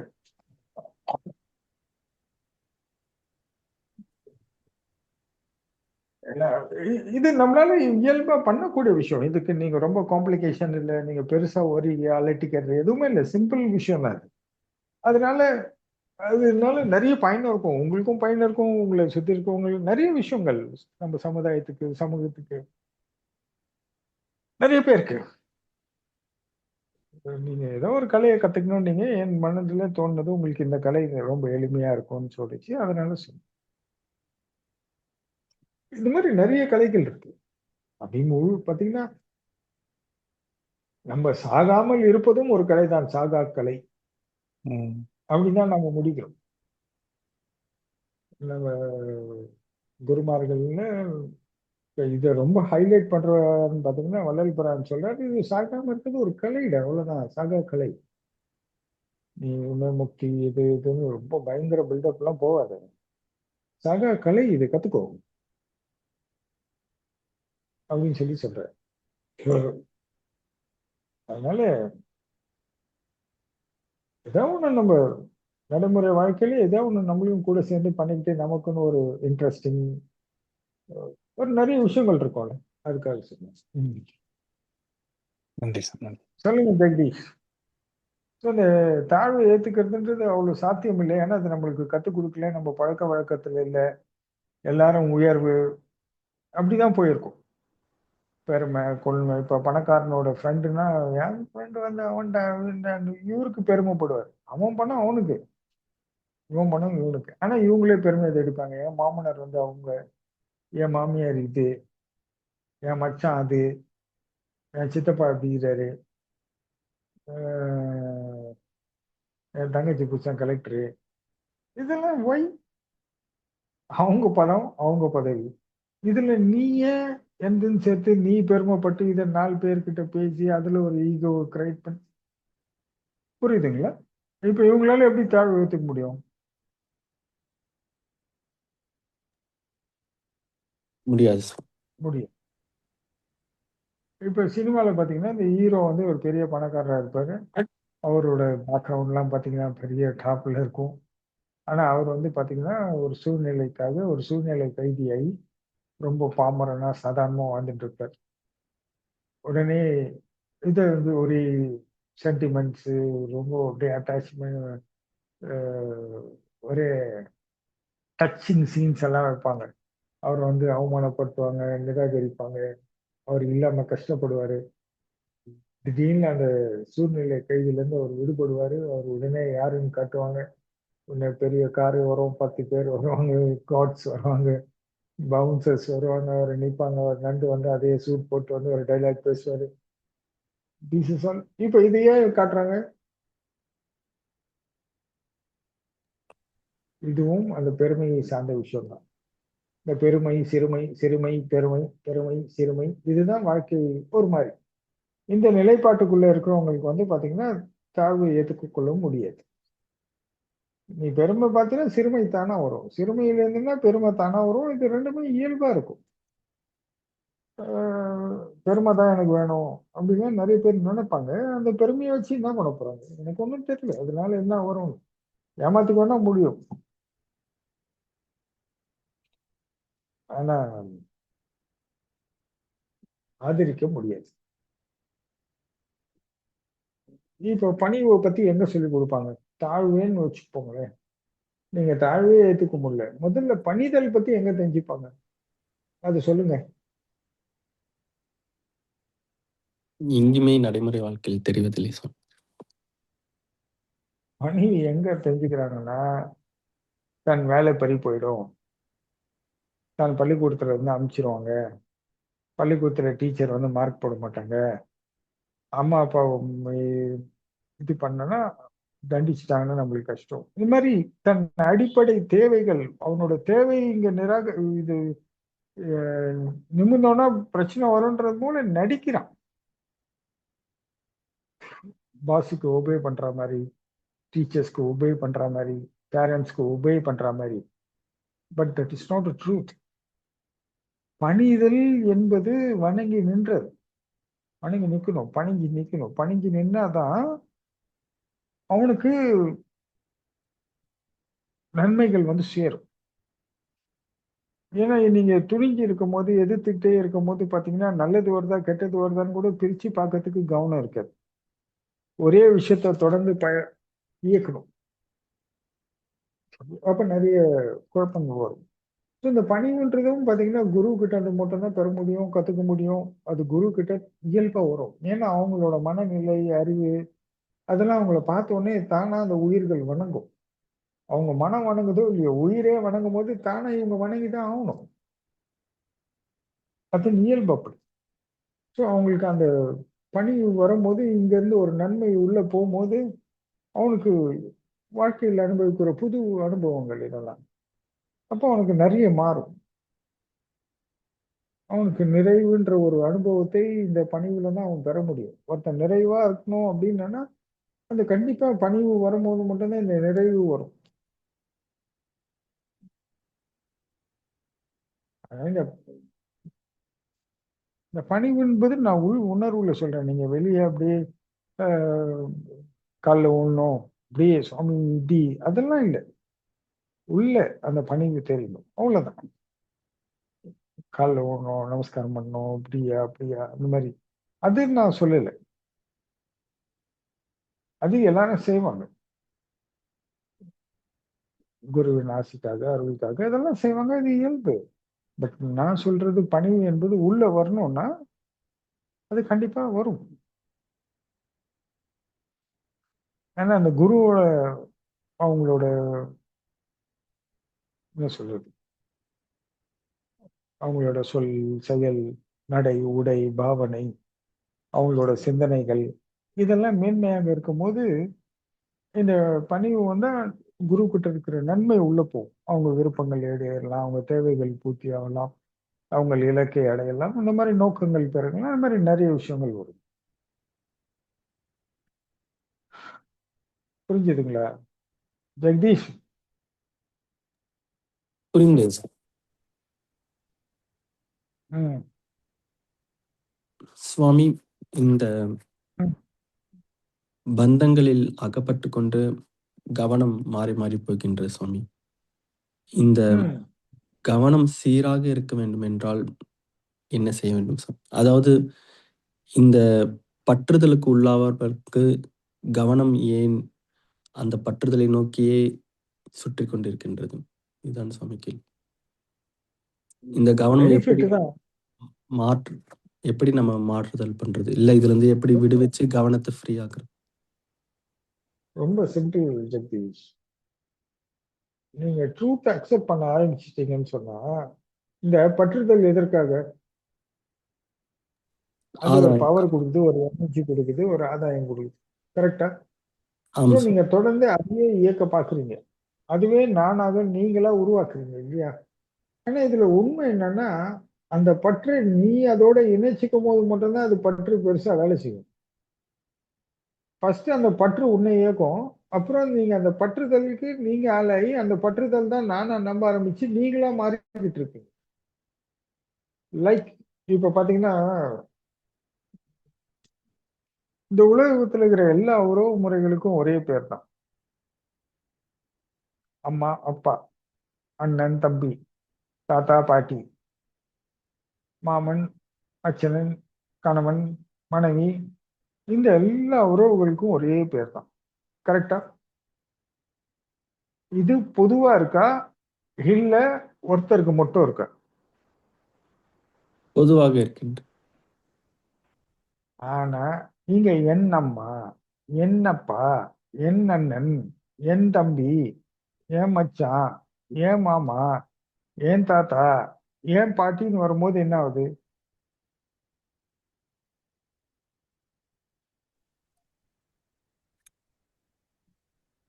எனது கலக்கப்படுகின்றது. கலக்கும் போது என்ன ஆகுது? பற்றாகுது. அதுக்கு ஒரு வேல்யூ கிரியேட் ஆகுது. முக்கியத்துவம் கொடுக்குறீங்க. கரெக்டா? ஆம். இப்ப இந்த எண்ணை சேர்த்ததுல இருந்து என்ன ஆகுதுன்னா, ஸோ அது விருப்பத்துக்கு நம்ம நடக்கணும், நம்ம விரும்பணும், அது விரும்பணும், அதுக்கு இது கொடுக்கணும், அதை நேசிக்கணும், இப்படி ஒன்னு ஒண்ணு டெவலப் ஆகுது. கரெக்டா? இத முதல்ல எந்துன்னு சொல்லி யாரை நம்ப வைக்கிறீங்க? மனதம். வெளியே இருக்கிறவங்களையா, உங்களையா? நம்மளதான் சொன்னேன். ஏன்னா வெளியே இருக்கிறவங்க நம்ப வைக்கிறதுக்கு ஒரு நாளைக்கு ஒரு வாய்ப்பு இல்ல 2 வாய்ப்புக்கு மேல கிடைக்காது.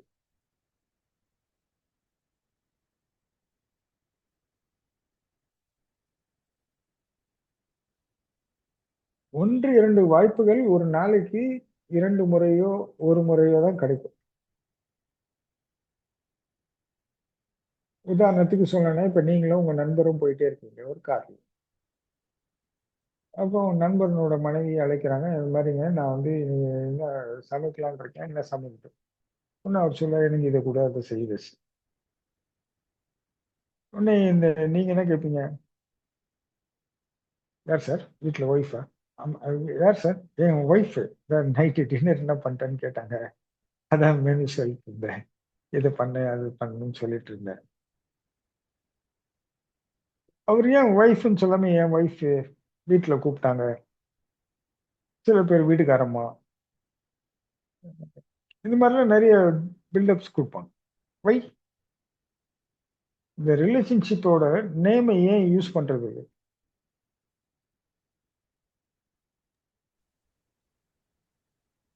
பழகி இருக்காங்க சார். அது உரிமை எடுத்து.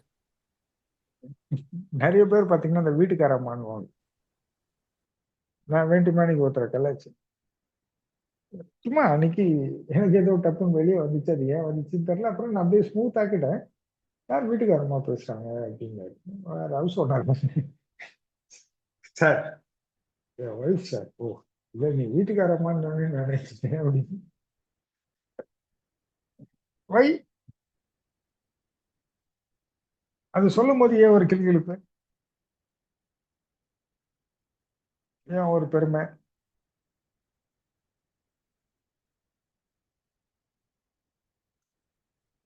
அதுக்குள்ள ஒரு சுவாரஸ்யம் அது என்னன்னு உங்களுக்கும் தெரியும். அவ்வளோ.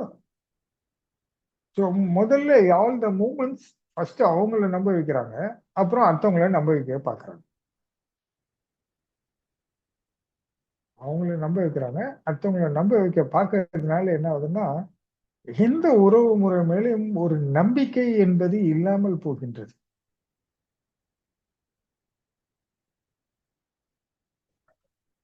ஏன்னா அது பேசிக்கலி ஃபண்டமெண்டலி தாட் ப்ராசஸ்ல இருக்கு. இப்ப பாத்தீங்கன்னா இந்த நம்பிக்கை ஏன்னா ஒரு சின்ன தப்பு பண்ணா கணவன் அசிங்கமா திட்டுவான்.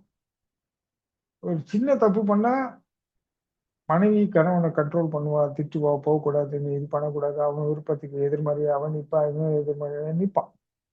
அதனால இங்க நம்பிக்கை என்பது பிறக்கறதில்ல. ஆனா இந்த நம்பிக்கையை வச்சுதான் வாழ்க்கை போகணும்னும் போது இந்த மெட்டீரியலைஸ்ட் வேல்யூஸ்க்கு போயிடுறாங்க. இந்த புலன்களை கொண்டு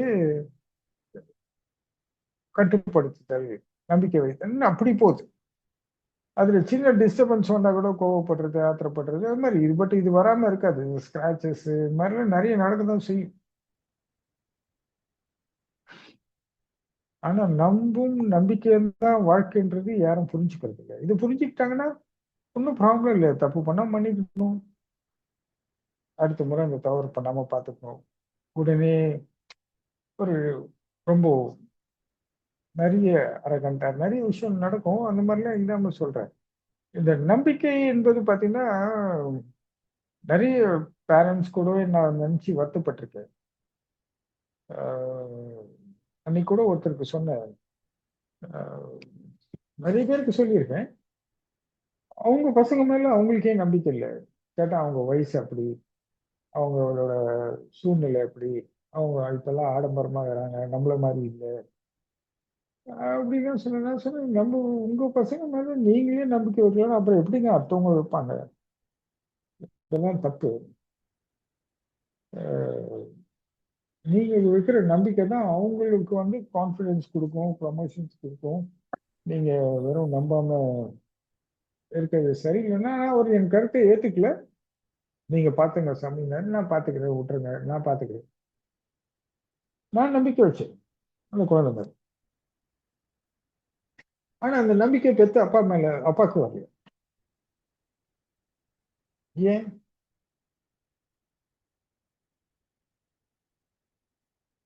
பிகாஸ் ஆஃப் என் மகன்.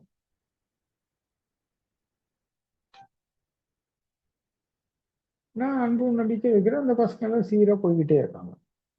ஆனா அவங்களுக்கு எல்லாம் ஒரு பதட்டம். உடனே அவங்களுக்கு வரும் போதெல்லாம் நீங்க பாத்துங்க அப்படின்னு. ஆஹ் இதுல ஒருத்தர் இன்னைக்கு லைன்ல இருக்காரு. I mean, மன்னிக்கணும், நம்ம இதுல இணைஞ்சிருக்காரு. ஆஹ் எல்லாரும் பாத்தீங்கன்னா அந்த பெண் குழந்தைங்களா இருந்தாங்கன்னு வச்சுக்கோங்க. அவங்க இந்த பிளஸ் டூ வரைக்கும் ஓரளவுக்கு மேனேஜ் பண்றவங்க. காலேஜ் போகும்போதெல்லாம் பாத்தீங்கன்னா எல்லாரும் சாமி நீங்க தான் பாத்துக்கணும், நம்மளால முடியாது, அதுங்க எப்படி வேணுமோ அதெல்லாம் நீங்க தான் மாத்திக்கணும் அப்படின்னாரு. நம்ம பாலாஜி கூட இருக்காரு, அவரும் இதே தான் சொன்னார். அப்ப நான் அவருக்கு நான் வேற ஆங்கிள் வேற லாங்குவேஜ்ல சொன்னேன், இது இப்ப சொல்ல முடியாது. ஆனா பாத்து, ஆனா அவருக்கு ஏன் அது வரமாட்டேங்குது? அவருக்கு இல்ல, பொதுவா எல்லாருக்கும் வரமாட்டேங்குது. இன்ன வரைக்கும் நானும் நிறைய பேரை பார்த்துட்டேன். ஆனா நான் யார் மேல எல்லாம் எந்த பசங்களும் இன்னைக்கு வரைக்கும் பார்த்தனோ எல்லாரும் கரெக்டா தான் போறாங்க. ஆனா இவங்களே நம்பிக்கை வைக்க முடியல. அது ஏன்னா இந்த மாதிரி இந்த எந்து பற்று ஒண்ணு இவங்களோட அனுபவங்கள், இவங்களை என் கண்ணை வச்சு அவங்கள பார்க்கும்போது இந்த வயசுல நான் என்ன பண்ணேன், இந்த கம்பாரிஷன்ஸ், இந்த எக்ஸ்பீரியன்ஸ், இந்த கில்ட்டி, இந்த பாஸ்ட் ப்ரெசன்ட் இதெல்லாம் போட்டு அவங்கள குழப்பி அவங்கள வந்து அந்த கண்ணோட்டத்தோட பார்க்க வச்சு அப்படி அவங்கள குழப்புது. உடனே என்ன பண்றாங்க, இவங்க இந்த குழப்பத்துக்கெல்லாம் தாண்டி ஒரு பவர் எனர்ஜி இதெல்லாம் ஆஃப் பண்ணக்கூடிய ஒரு சக்தி குரு கிட்ட இருக்கணும்னு என்கிட்ட ஒப்படைச்சிடுறாங்க. சுவாமி நீங்க பாத்துக்கோங்க. நான் பாத்துக்கிறேன், நீங்க கூட பாத்துக்கலாம், அவன் பாட்டும் அவன் வேலையை பார்ப்பான், நீங்க பண்ணு உங்க வேலையை பாருங்க, நீங்க ஏன் பெருசா இருக்கு, நல்லா படிப்பாங்க போயிட்டு. அவங்க அப்போதைக்கு ரிலாக்ஸ் ஆயிடுவாங்க. பயம் வரும்போதெல்லாம் என்னை பிடிச்சி இழுத்துப்பாங்க. ஒரு டிவில நியூஸ் பார்த்தா, ஒரு படம் பார்த்தா, இல்ல ரோட்ல போகும்போது ஏதோ ஒரு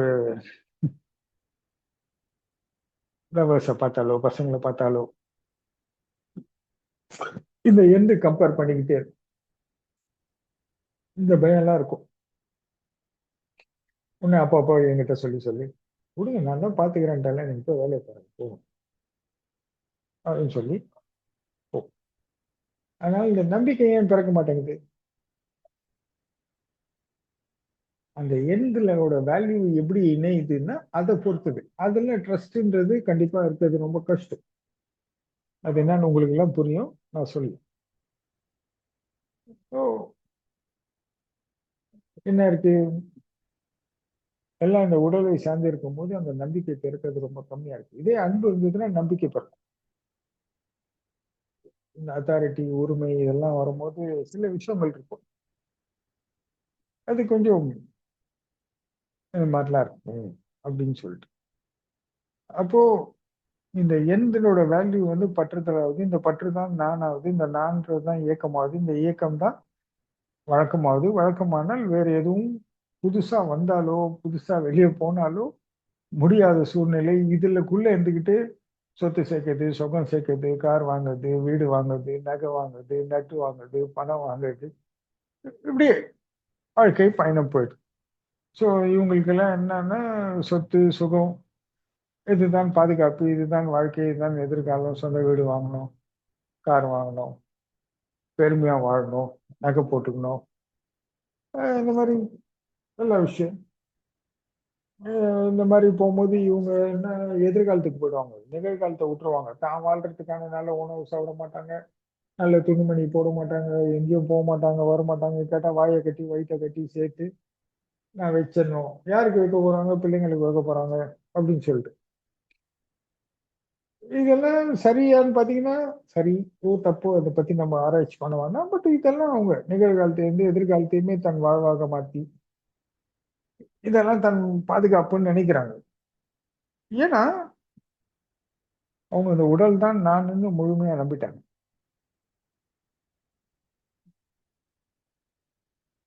இப்ப இந்த உடலுக்கு பணம் வேணும், சாப்பிடணும், துணி போடணும், தங்கறதுக்கு இடம் வேணும். அப்புறம் இந்த உடலுக்கு ஏதாவது கேடு வந்தா நம்ம மருத்துவமனைக்கு போனா பணம் வேணும். ஸோ நம்ம எதிர்காலத்துக்கு நம்ம வயசாயிடுச்சுன்னா நம்மளுக்கு பாதுகாப்பு, வருமானத்துக்கு சொத்து வாங்கி போட்டோம்னா அது எதிர்காலத்துல நம்மளுக்கு கை கொடுக்கும்.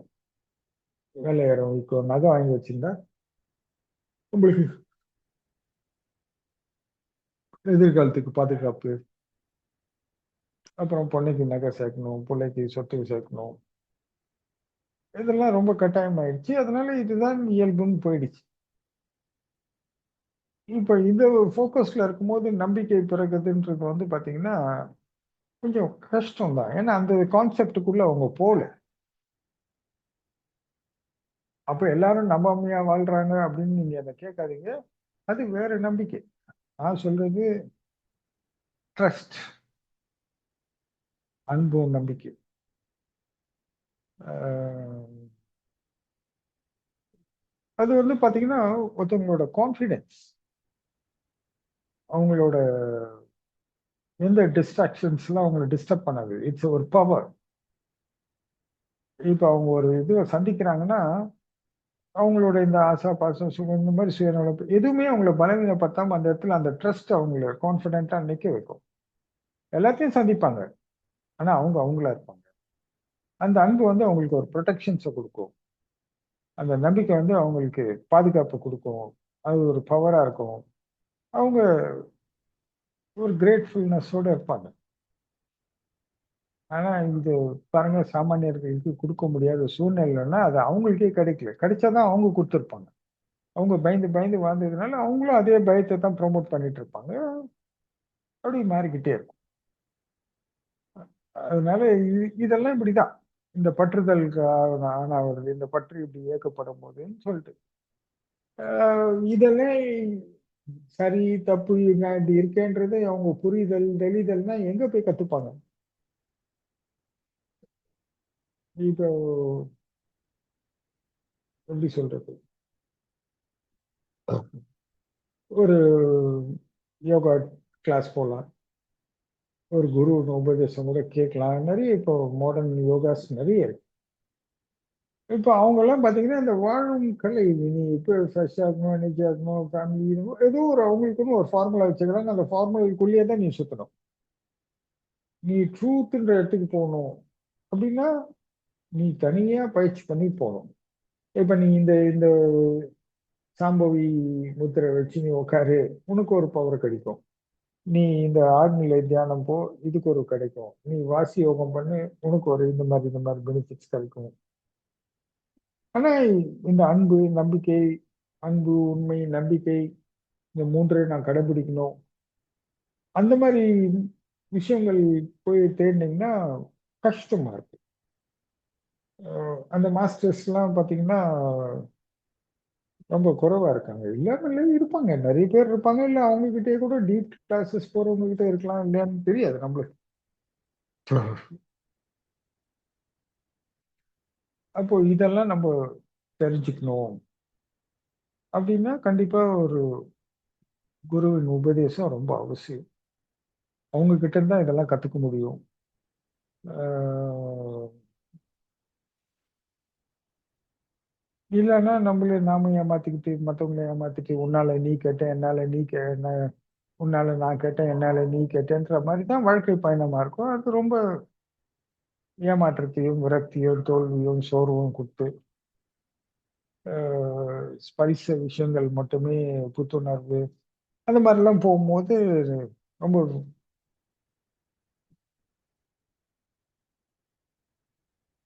வீக்கா ஃபீல் பண்ணிட்டு, அதனால இதெல்லாம் வந்து இவங்களுக்கு போகும்போது இந்த இயக்கத்துக்குள்ள இருக்கவங்களுக்கு எப்படி தாழ்வை ஏற்றுக்கொள்ள முடியும் ஜெகதீஷ்?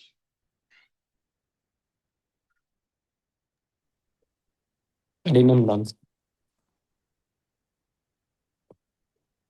எல்லாருக்கும் வாழ்வு தான் வேணும். பேசிக்கலி பெருமை வேணும். வச்சுக்கோங்க. அப்போ வாழணும் இல்லையா?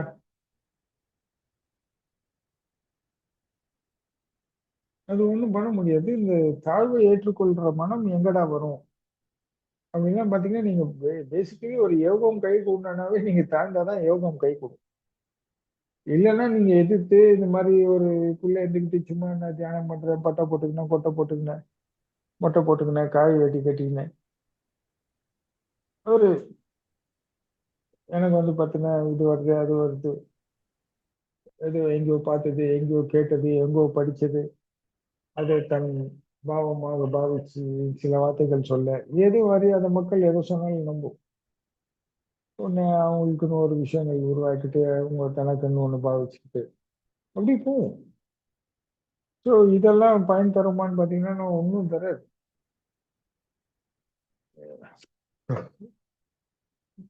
இன்னைக்கு நீங்க இந்த இன்ஸ்டாகிராம்ல, யூடியூப்ல எல்லாம் பாத்தீங்கன்னா இந்த சபரிமலைக்கு போறவங்களை பத்தி, முருக இதுக்கு பண்றவங்க பாத்தீங்கன்னா முருகர் பேசுற மாதிரி, ஆக்கம் பேசுற மாதிரி நிறைய விஷயங்கள் வருது.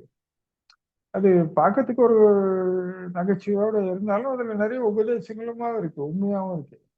ஏண்டா இதெல்லாம் பண்ண வேண்டியது இப்ப மட்டும் இதெல்லாம் பண்ண வேண்டியதா? அன்னைக்கு கூட ஒரு இது பார்த்தேன்.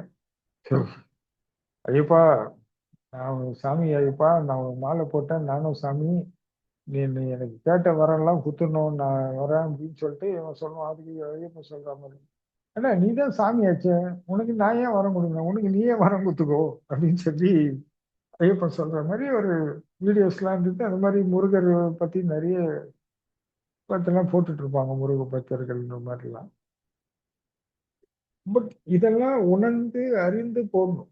நான் ஒரு ருத்ராட்ச தருகிறேன், திருநீர் அணிகிறேன் அப்படின்னு சொன்னேன்னா, அந்த நமக்குள்ள இருக்கிற அந்த ஜீவனோட சிவ சிந்தனையை தூண்ட வேண்டும். நம்மளை பார்த்தா சிவபெருமான் கண்முன்றே அவங்களுக்கு வந்து போகணும். ஆஹ் அந்த பக்தியின் சிரத்தை வெளிப்படணும். அந்த காவி வேட்டியின் அணிந்திருக்கும் போது, அந்த காவி வேட்டியை கட்டும் போது அந்த பணிவின் வெளிப்பாடு வெளியே தெரியணும். அஹ் அந்த பணிதல் உலகத்துக்கு உணர்த்துறபடி இருக்கணும். அந்த மாதிரி அஹ் சைவ நெறி வளர்ப்பதற்கும் சிவபக்தி வளர்ப்பதற்கும் கூடவாக இருக்கும். இதெல்லாம் போட்டுக்கிட்டா நானும் பெஸ்ட், ஒரு பெருமை, தன்னை நல்லவனா காட்டிக்கிறதுக்கு, தன்னை மறைப்பதற்கு பயன்படுத்துறது, இல்லை இந்த சக்தியை வச்சு பிறரை யூஸ் பண்றது, நம்ப வைக்கிறது, அப்புறம் ஏமாத்துறது, இந்த மாதிரி நிறைய விஷயங்கள் போயிட்டு இருக்கு. அது அவரவர்கள் விருப்பத்தை பொறுத்து இருக்கு. ஆனா இதெல்லாம் உண்மையா அணையணும்ப்பா. ருத்ராட்சம் போட்டுறையா உண்மையா போதும். திருநீர் அணிந்து உண்மையான சிவபக்தியை வளர்த்துக்கோ. எல்லாம் ஒரே நாள்ல நடந்துராது. ஆனால் இதை போட்டு ஒரு கொஞ்சம் கொஞ்சமாக முன்னேறிவான். இதெல்லாம் என் பாதுகாப்பு, என் பலம், நான் செய்யற விஷயங்கள்ல அதுதான்னா அதுவும் கொடுப்பாரு கடவுள். கொடுக்கலாம் மாட்டாரு, அதையும் காப்பாத்துவாரு. எல்லா நன்மைகளும் நடக்கும், விருப்பங்கள் ஏறிடும், ஆசைகள் ஏறிடும். ஆனா நானும் அருள், அன்பு, நம்பிக்கை, இந்த மாதிரி விஷயங்கள்லாம் கடவுளால கொடுக்க முடியாது. அவன் ஆசை ஈடேறும், அவன் விருப்பம் ஈடேறும், அது அவன் வாழ்க்கை ஓடும், பயனுள்ளதா இருப்பான். கடவுளை வச்சு தன் வாழ்க்கையை ஓட்டிப்பான், பழிச்சுப்பான். இன்னும் ப்ராப்ளம் இருக்கு, வாழ்ந்துட்டு போவோம். ஆனா நானும் பெறணும், அருள் பெறணும், யோகம் கை கூடணும், அன்பு வளர்க்கணும், அறிவை வளர்க்கணும், பிறப்பின் ரகசியத்தை அறியணும். நான் எங்க இருந்து வந்தேன், எங்க போக போறேன், நான் யார், இதெல்லாம் வேணும்னா நீங்க கண்டிப்பா அந்த விஷயங்கள் எல்லாம் பின்பற்றி தான் வரணும். அப்போ நீங்கள் ஒரு முறையான குருவை வணங்கி நின்றீங்க என்றால் அப்போ அந்த தாழ்வு ஏற்கும் மனதை அவங்க கொடுப்பாங்க. அந்த தாழ்வு வந்த பிறகு நீங்க வாழ ஆரம்பிப்பீங்க. வாழ ஆரம்பிப்பீங்கன்னா இதெல்லாம் நீங்க கத்துக்கிட்டீங்க, இதெல்லாம் நீங்க கை கூடிச்சு, இந்த திறன் எல்லாம் உங்களுக்கு கிடைச்சிச்சு, உங்க ஆற்றல் எல்லாம் நீங்க பெற்றீங்கன்னா நீங்க வாழ்றீங்கன்னு தானே அர்த்தம். ஸோ புற உலகத்துல இருக்கிற இந்த காசு, பணம், சொத்து, சுகம் எல்லாம் நம்மளுக்கு பயன் உள்ளது இல்லை. அது பிறகுக்கு தான் பயன் போகுது. நமக்கு என்ன பயனுன்னு பாத்தீங்கன்னா இதுதான் பயன்றது புரியுது இல்லையா?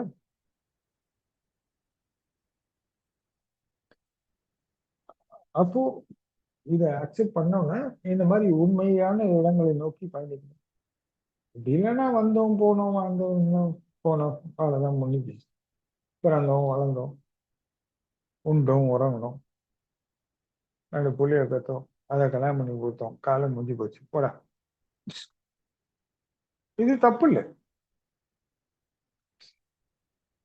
உங்களோட வாழ்க்கை அது, அவ்வளவு உங்களோட விருப்பம். இதுதான் இயக்கமா இருக்கு, இதுதான் உலகமா இருக்கு, இதுதான் நானுன்னு இருக்காது. ஆனா நம்ம கிட்ட வரும்போது தான் இதெல்லாம் பலவீனம், இதெல்லாம் தப்பு, பிரயோஜனம் இல்லை, ஏன் எதுக்குன்னு தெரியாம சுமந்து சுமந்து இப்படி வீணா போறதுக்கு சுதந்திரமா வாழ்ற நாட்கள் கொஞ்ச நாள் வாழ்ந்தாலும் சுதந்திரமா வாழ்வோம். நம்ம ரொம்ப அடிப்படையா வாழ்க்கையை சுருக்குனீங்கன்னு பாத்தீங்கன்னா 30 வருஷம் தான் பேசிக்கலி. ஏன்னா ஃபர்ஸ்ட்ல இருந்து 25 வயசு வரைக்கும் நம்ம இந்த உலகத்துல வாழ்றதுக்கான தகுதியை வளர்க்கறதுக்கே சரியா போயிடும். அதாவது படிக்கணும், வேலைக்கு போகணும், சம்பாதிச்சு இந்த வாழும் தகுதியை வளர்த்துக்கிறாங்க. மீதி உள்ள காலங்கள் பாத்தீங்கன்னா இந்த 5 வருஷத்துல ஒரு ஏதோ தனக்குன்னு ஒரு விஷயங்கள், அப்புறம் கல்யாணம், இது அப்படி இப்படி, அப்புறம் அங்க இருந்தா ஸ்டார்ட் பண்றாங்க லைஃப். அடுத்து 60 வயசு வரைக்கும் பாத்தீங்கன்னா 30 வருஷம். இந்த 30 வருஷம் தான் வாழ்க்கையே. மற்ற விஷயங்கள்லாம் நம்ம கத்துக்கிட்டதை பயன்படுத்துறதுக்கும் இப்படி நம்ம வாழ்க்கையை நம்ம டிசைன் பண்ணிட்டு இருக்கோம். இப்ப இந்த 30 வருஷம் தான் நிறைய விஷயங்கள் வருது வாழ்க்கையில. அது வரைக்கும் நம்ம சப்போர்ட்டிங் பிறரோட ஆதரவுலயே நாமளே எல்லாத்தையும் சந்திச்சிட்டோம். இப்ப நாமளே சந்திக்கணும் போது தான் எல்லாருக்கும் பிரச்சனை ஏற்படுறது, பயம் வருது, நடுக்கம் வருது, இன்னல் வருது, இடையூறு வருது, இந்த மாதிரி. அப்படி இருக்கும்போது இந்த தாழ்வுன்றது ஏத்துக்கக்கூடிய சூழ்நிலைகள் அவங்க வாழ்க்கையில கிடைக்கிறது இல்லை, சந்திக்கக்கூடிய சூழ்நிலை கிடைக்கிறது இல்லை. இந்த நஷ்டம் வந்தா ஏத்துப்பாங்க, துன்பம் வந்தா ஏத்துப்பாங்க. இப்போ வியாபார நஷ்டம் வந்துச்சு, பணத்தை நம்பி ஒருத்தனுக்கு கொடுத்தாங்க, ஏமாந்துட்டாங்க, இதெல்லாம் அக்செப்ட் பண்ணிப்பாங்க அவங்களால. இப்போ ஒரு துன்பம் வந்துச்சு, அதையும் அக்செப்ட் பண்ணிப்பாங்க. ஆனா தாழ்ந்து போ அப்படின்னா போக மாட்டாங்க. தாழ்ந்து கொள், நீ வாழ்ந்து விடுவாய்ன்னு அந்த தாழ்வு சந்திக்கிற துணிவு யாருக்கிட்டையும் இல்லை. எல்லாருக்கும் ஏத்தியே விடப்பட்டிருக்கு. இறக்கக்கூடிய அனுபவங்கள் இல்லாததுனால அப்போ இது எங்கடா கிடைக்கும்னா குரு, கடவுள்ன்ற இடத்துலதான் இதுக்கான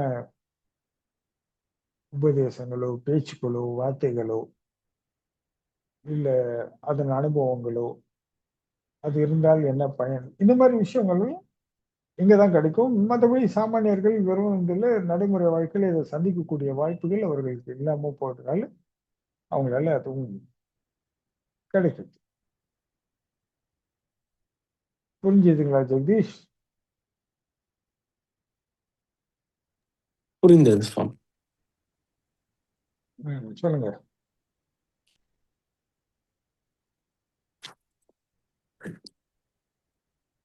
இன்னும் ஒரு 5-10 நிமிஷம் இதை வச்சு ஓட்டி இருக்கலாமே சாமின்றீங்களா? இல்லை சுவாமி, அது சின்னதா இருந்துச்சு.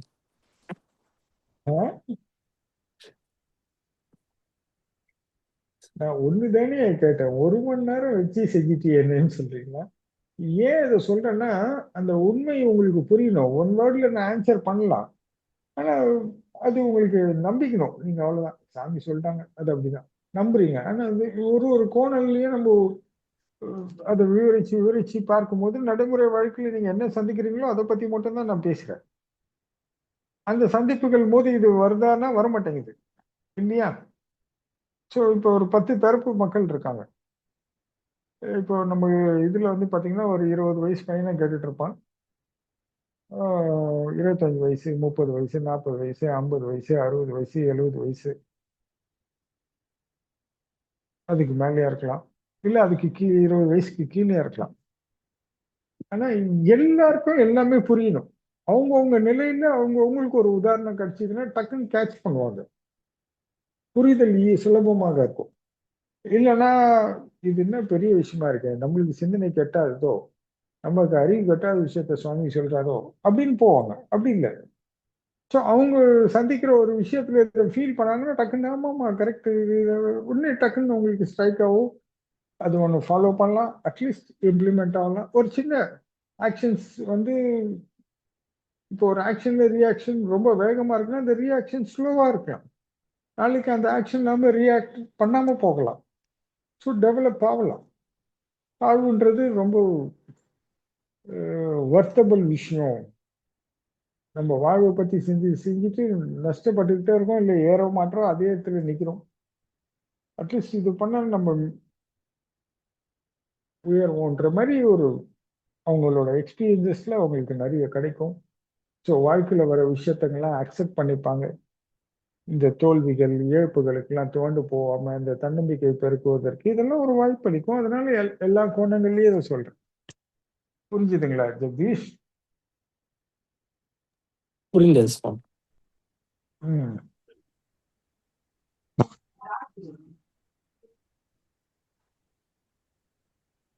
இதுக்கு மேல என்ன சொல்றது யோசிக்கிறீங்களா? நேரத்துக்கு கிட்ட வந்துட்டோம் சார். அப்படியா? சரி. ம். வேற ஏதாவது யோசிச்சு வச்சிருந்தீங்களா? இல்லை சார். எதுவுமே வரலையா? நினைச்சிட்டீங்களா? நீங்க முன்னாடியே ப்ரீ ஜட்ஜ்மெண்ட் பண்ணிட்டீங்களா? முன்கூட்டியே முடிவு பண்ணிட்டீங்களா இந்த ஒரு கல்ல போடுவா இருந்தாலும் வச்சு செய்வான் 1 மணி நேரம் அப்படின்னு? ஆ? ஒண்ணு போட்டா போதும், 1 மணி நேரம் பிடிச்சி பாரு அவரு அப்படி. சரி. ஒரு பல கோணங்கள்ல, பல நோக்கங்கள்ல, பல சூழ்நிலைகள்ல இத பத்தி நம்ம ஒரு ஆராய்ந்து பார்க்கிறது, விவாதிக்கிறது அப்படின்ற போது, ஒரு விரிவுபடுத்தி பார்த்தல் அப்படின்ற போது அந்த ட்ரூத்தோட வேல்யூஸ் நம்மளுக்கு புரியும் இல்லையா? ஜஸ்ட் எந்த ஒரு எக்ஸ்பீரியன்ஸும் இல்லாம, ஒரு எக்ஸாம்பிள்ஸும் இல்லாம ஜஸ்ட் லைக் தட் இதுக்கு இதான் பதில் அப்படின்னு எழுதிட்டு போனா அது என்னன்னு தெரியாது இல்ல. அந்த ஒரு அனுபவ ரீதியாக பார்க்கப்படும் போது அதன் மதிப்பு என்ன அப்படின்றது தெரியும். இது ஏன் உலகத்துல கிடைக்கல, இது ஏன் இங்க மட்டும் கிடைக்குது.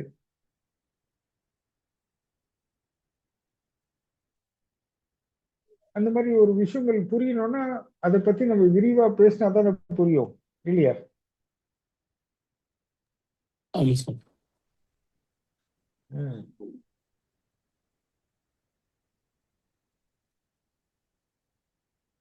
சொல்லுங்க வினோத்.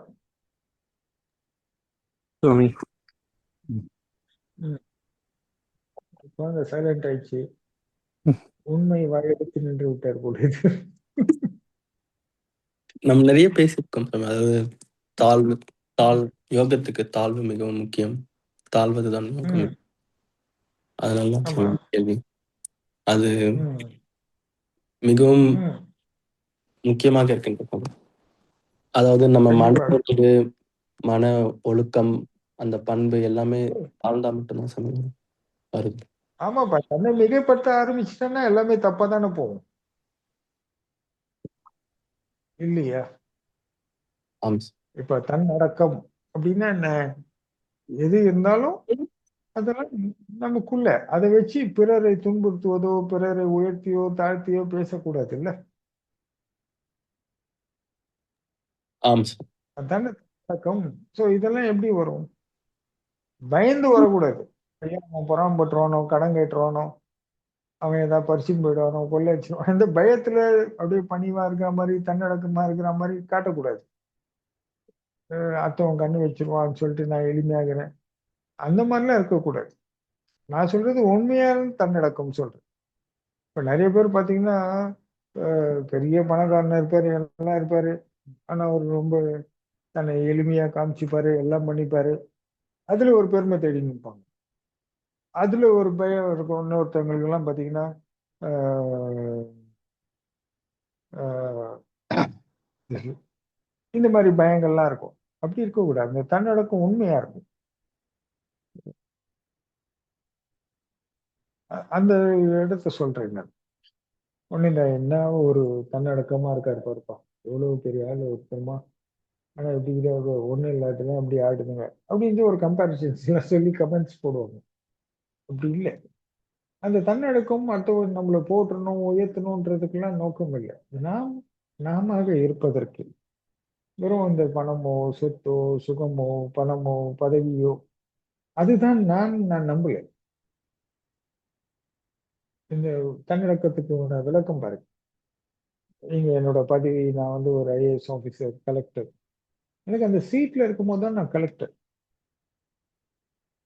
9 to 5 9 to 6 collector. நான் என்னோட பதவி எங்க பயன்படுத்தும் போதோ அப்பதான் கலெக்டர். அந்த வரைக்கும் நான் சாதாரண ஹியூமன் பீயிங் தான். எனக்கும் அடிப்படை எல்லா மனுஷங்களுக்குரிய சேம் விஷயங்கள் எங்கிட்டயும் இருக்கு. இந்த மாவட்டத்துல வர வருவாயை முறையாக செலவிடுவதற்கு என்ன அதிக அரசாங்கம் நியமிச்சிருக்கு. அவ்வளவுதான். மக்கள் கிட்ட இருக்கிற பணம் திரும்ப மக்களுக்கே போய் சேரணும். அவங்களோட தேவைகள், குறைகள் பூர்த்தி ஆகணும். இதை நிர்வகிக்கிற நிர்வாகி மட்டும் தான் நான். ஆனா நானும் இயல்பான ஒரு மனுஷன். அவ்வளவுதான். என் பதவி அந்த நாற்காலியிலோ அதை எங்கே நான் அந்த இருக்கேனோ அப்போ மட்டும்தான்.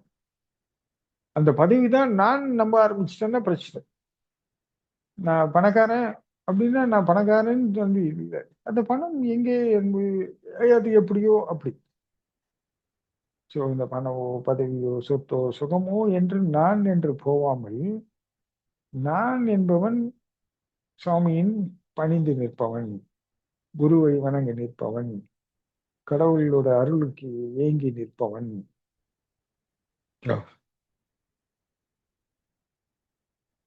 அருள் வேண்டி நிற்பவன். இதெல்லாம் என்கிட்ட இருக்கு. நான் இல்லைன்னு சொல்லல. அது அங்கங்க அந்தந்த இடத்துல நான் அங்க இருப்பேன். என் இயல்பு ஒரு சாமானியன். அவ்வளவுதான். ஒரு ஒரு என்ன சொல்றது, பாம்பன் அடியார், பாம்பன் சுவாமிகள் நடிகார், குமார் உதாசன் நடிகார், ஈசனின் அடிமை, இப்படி சொல்றதுதான் நான். இப்ப பாருங்க, இதெல்லாம் என்னை இயக்கல.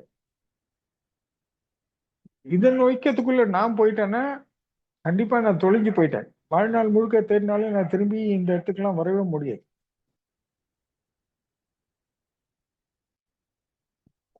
நான் எந்த செய்யறேனோ அந்த இடத்துல நானா இருப்பேன்.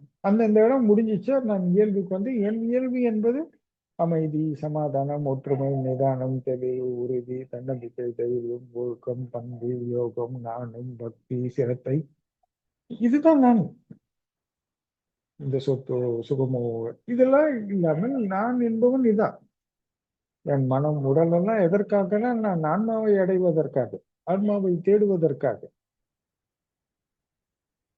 இப்போ இவ்வளெல்லாம் இருந்தாலும் நான் இயல்பா அப்படி இருக்கேன்னா என்கிட்ட நாணம் இருக்கலாம், அறிவு இருக்கலாம், திறன் இருக்கலாம், பவர் இருக்கலாம். ஆனா இதை எங்கே, எப்போ, எதுக்கு பயன்படுத்துகின்றோம் அதுதான் முக்கியம்.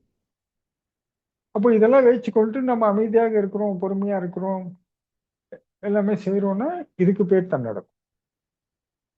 இதெல்லாம் வச்சுக்கிட்டு இதை நம்ம மிகைப்படுத்திக்கிட்டு ஏழ்மைப்படுத்தி அது வேற. நம்ம அந்த கோணல் நமக்கும் தெரியாது, வேண்டாம். இருந்தாலும் புரிந்து கொள்வர்கள் தவறாக புரிந்து கொள்ளக்கூடாது என்பதற்காக உங்களுக்கு நான் விளக்கி சொன்னேன் இந்த விஷயம். புரிஞ்சுதுங்களா ஜெகதீஷ்? புரிந்தது சார். நன்றிங்க சார். இப்ப தன்னடக்கம்னா என்னன்னு புரிஞ்சிச்சா உங்களுக்கு? புரிந்தது சார். ம். ஆமா. எல்லாருக்கும் எல்லாம் தெரியுது இல்லை. இப்ப நிறைய விஷயம் எனக்கும் தெரியாது. அஹ் நான் அப்படியே பேசிக்கிட்டே இருப்பேன், திடீர்னு பார்த்தா பக்கத்துல கோவிந்திருப்பான். கோவிந்த் அது என்ன பண்ணா உடனே கோவிந்த் டக்கு டக்கு டக்குன்னு சொல்லுவான். அது எனக்கு தெரியாதுதான் அவன் சொல்றான், ஆனா உனக்கு தெரியாது. ஏன்னா அதை சந்திக்கிறதுக்கோ அதை தெரிஞ்சக்கூடிய வாய்ப்புகள் எனக்கு கிடைக்கல, எனக்கு அவசியமா ஏற்படல. ஆனா ஒரு பேச்சுல பேசும்போது அதை பத்தி கேட்கும்போது அவன் தெரிஞ்சு அவன் சொல்ல போறான். அப்ப நான் நிறைய சும்மா அவனை கலாய்ச்சிட்டு இருப்பான். கூகுள் பாட்டா இருப்பா, இப்ப கூகுளை கேட்டா கரெக்டா சொல்லுவாரு. அந்த மாதிரி அஹ், எல்லாருக்கும் எல்லாம் தெரியாது இல்ல. ஏன்னா நம்ம கொஞ்சம் உயர்ந்த நோக்கங்கள், உயர்ந்த கருத்துக்கள், உயர்வான விஷயங்களை பத்தி சிந்திக்க போனதுனால இந்த மாதிரி ஒரு சில விஷயங்கள், உலக நடைமுறையில் இருக்கிற சில விஷயங்கள் தெரியாமல் போயிடும். அது அவசியம் இல்லாமல் போயிருக்கலாம், ஆனா சந்தர்ப்பத்தில் அது அவசியம் படலாம். அப்ப தெரியாதுன்னா தெரியாதுன்னு சொல்லணும், தெரியும்னா தெரியும்னு சொல்லணும். அதனால இதெல்லாம் எனக்கு தெரிஞ்சிருக்கின்றதுனால சில விஷயங்கள் உங்களுக்கு தெரியாம இருக்கலாம், ஆனா உங்களுக்கு தெரிஞ்ச விஷயங்கள் எனக்கு தெரியாம இருக்கலாம். அப்படித்தான். புரிஞ்சுதுங்களா? புரிந்தது சார். ஓகே. வினோத். சுவாமி, ம். வினோத் ஏதாவது இருக்கா? நிறைவு செய்யலாமா? நிறைவு செய்யறேன் சுவாமி. ஆமா, இப்ப கோவிந்த் இருக்காரா? இருக்க சாமி, இருக்க சாமி. அதான் ஒண்ணும் இல்லப்பா, நீ நேரம் ஒரே மகிழ்ச்சி ஆயிட்டு இருப்பியே, சாமி நம்மள யூஸ் பண்ணிட்டாரு அப்படின்னு. அப்படிலாம் இல்ல. அதெல்லாம் ஒண்ணு. கோவிந்த் மகிழ்ச்சியா இருந்திருப்பார். அது உண்மைதானே. இப்ப நீ நிறைய விஷயம் சொல்ற, நிறைய விஷயங்கள் எங்களுக்கு தெரியாது.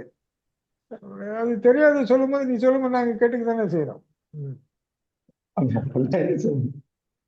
ம். ம். கோவிந்த் தன்னடக்கமா இருக்காரு சுவாமி. இருக்கலாம். ம். ஆமா. ம். சரி சரி. அப்புறம் வினோத் வேற ஏதாவது இருக்கா? நிறைவு செய்யலாமா? நிறைவு செய்யறேன் சார். ஓகே. அன்பர்கள் அனைவருக்கும் வணக்கம், நன்றி, வாழ்த்துக்கள்.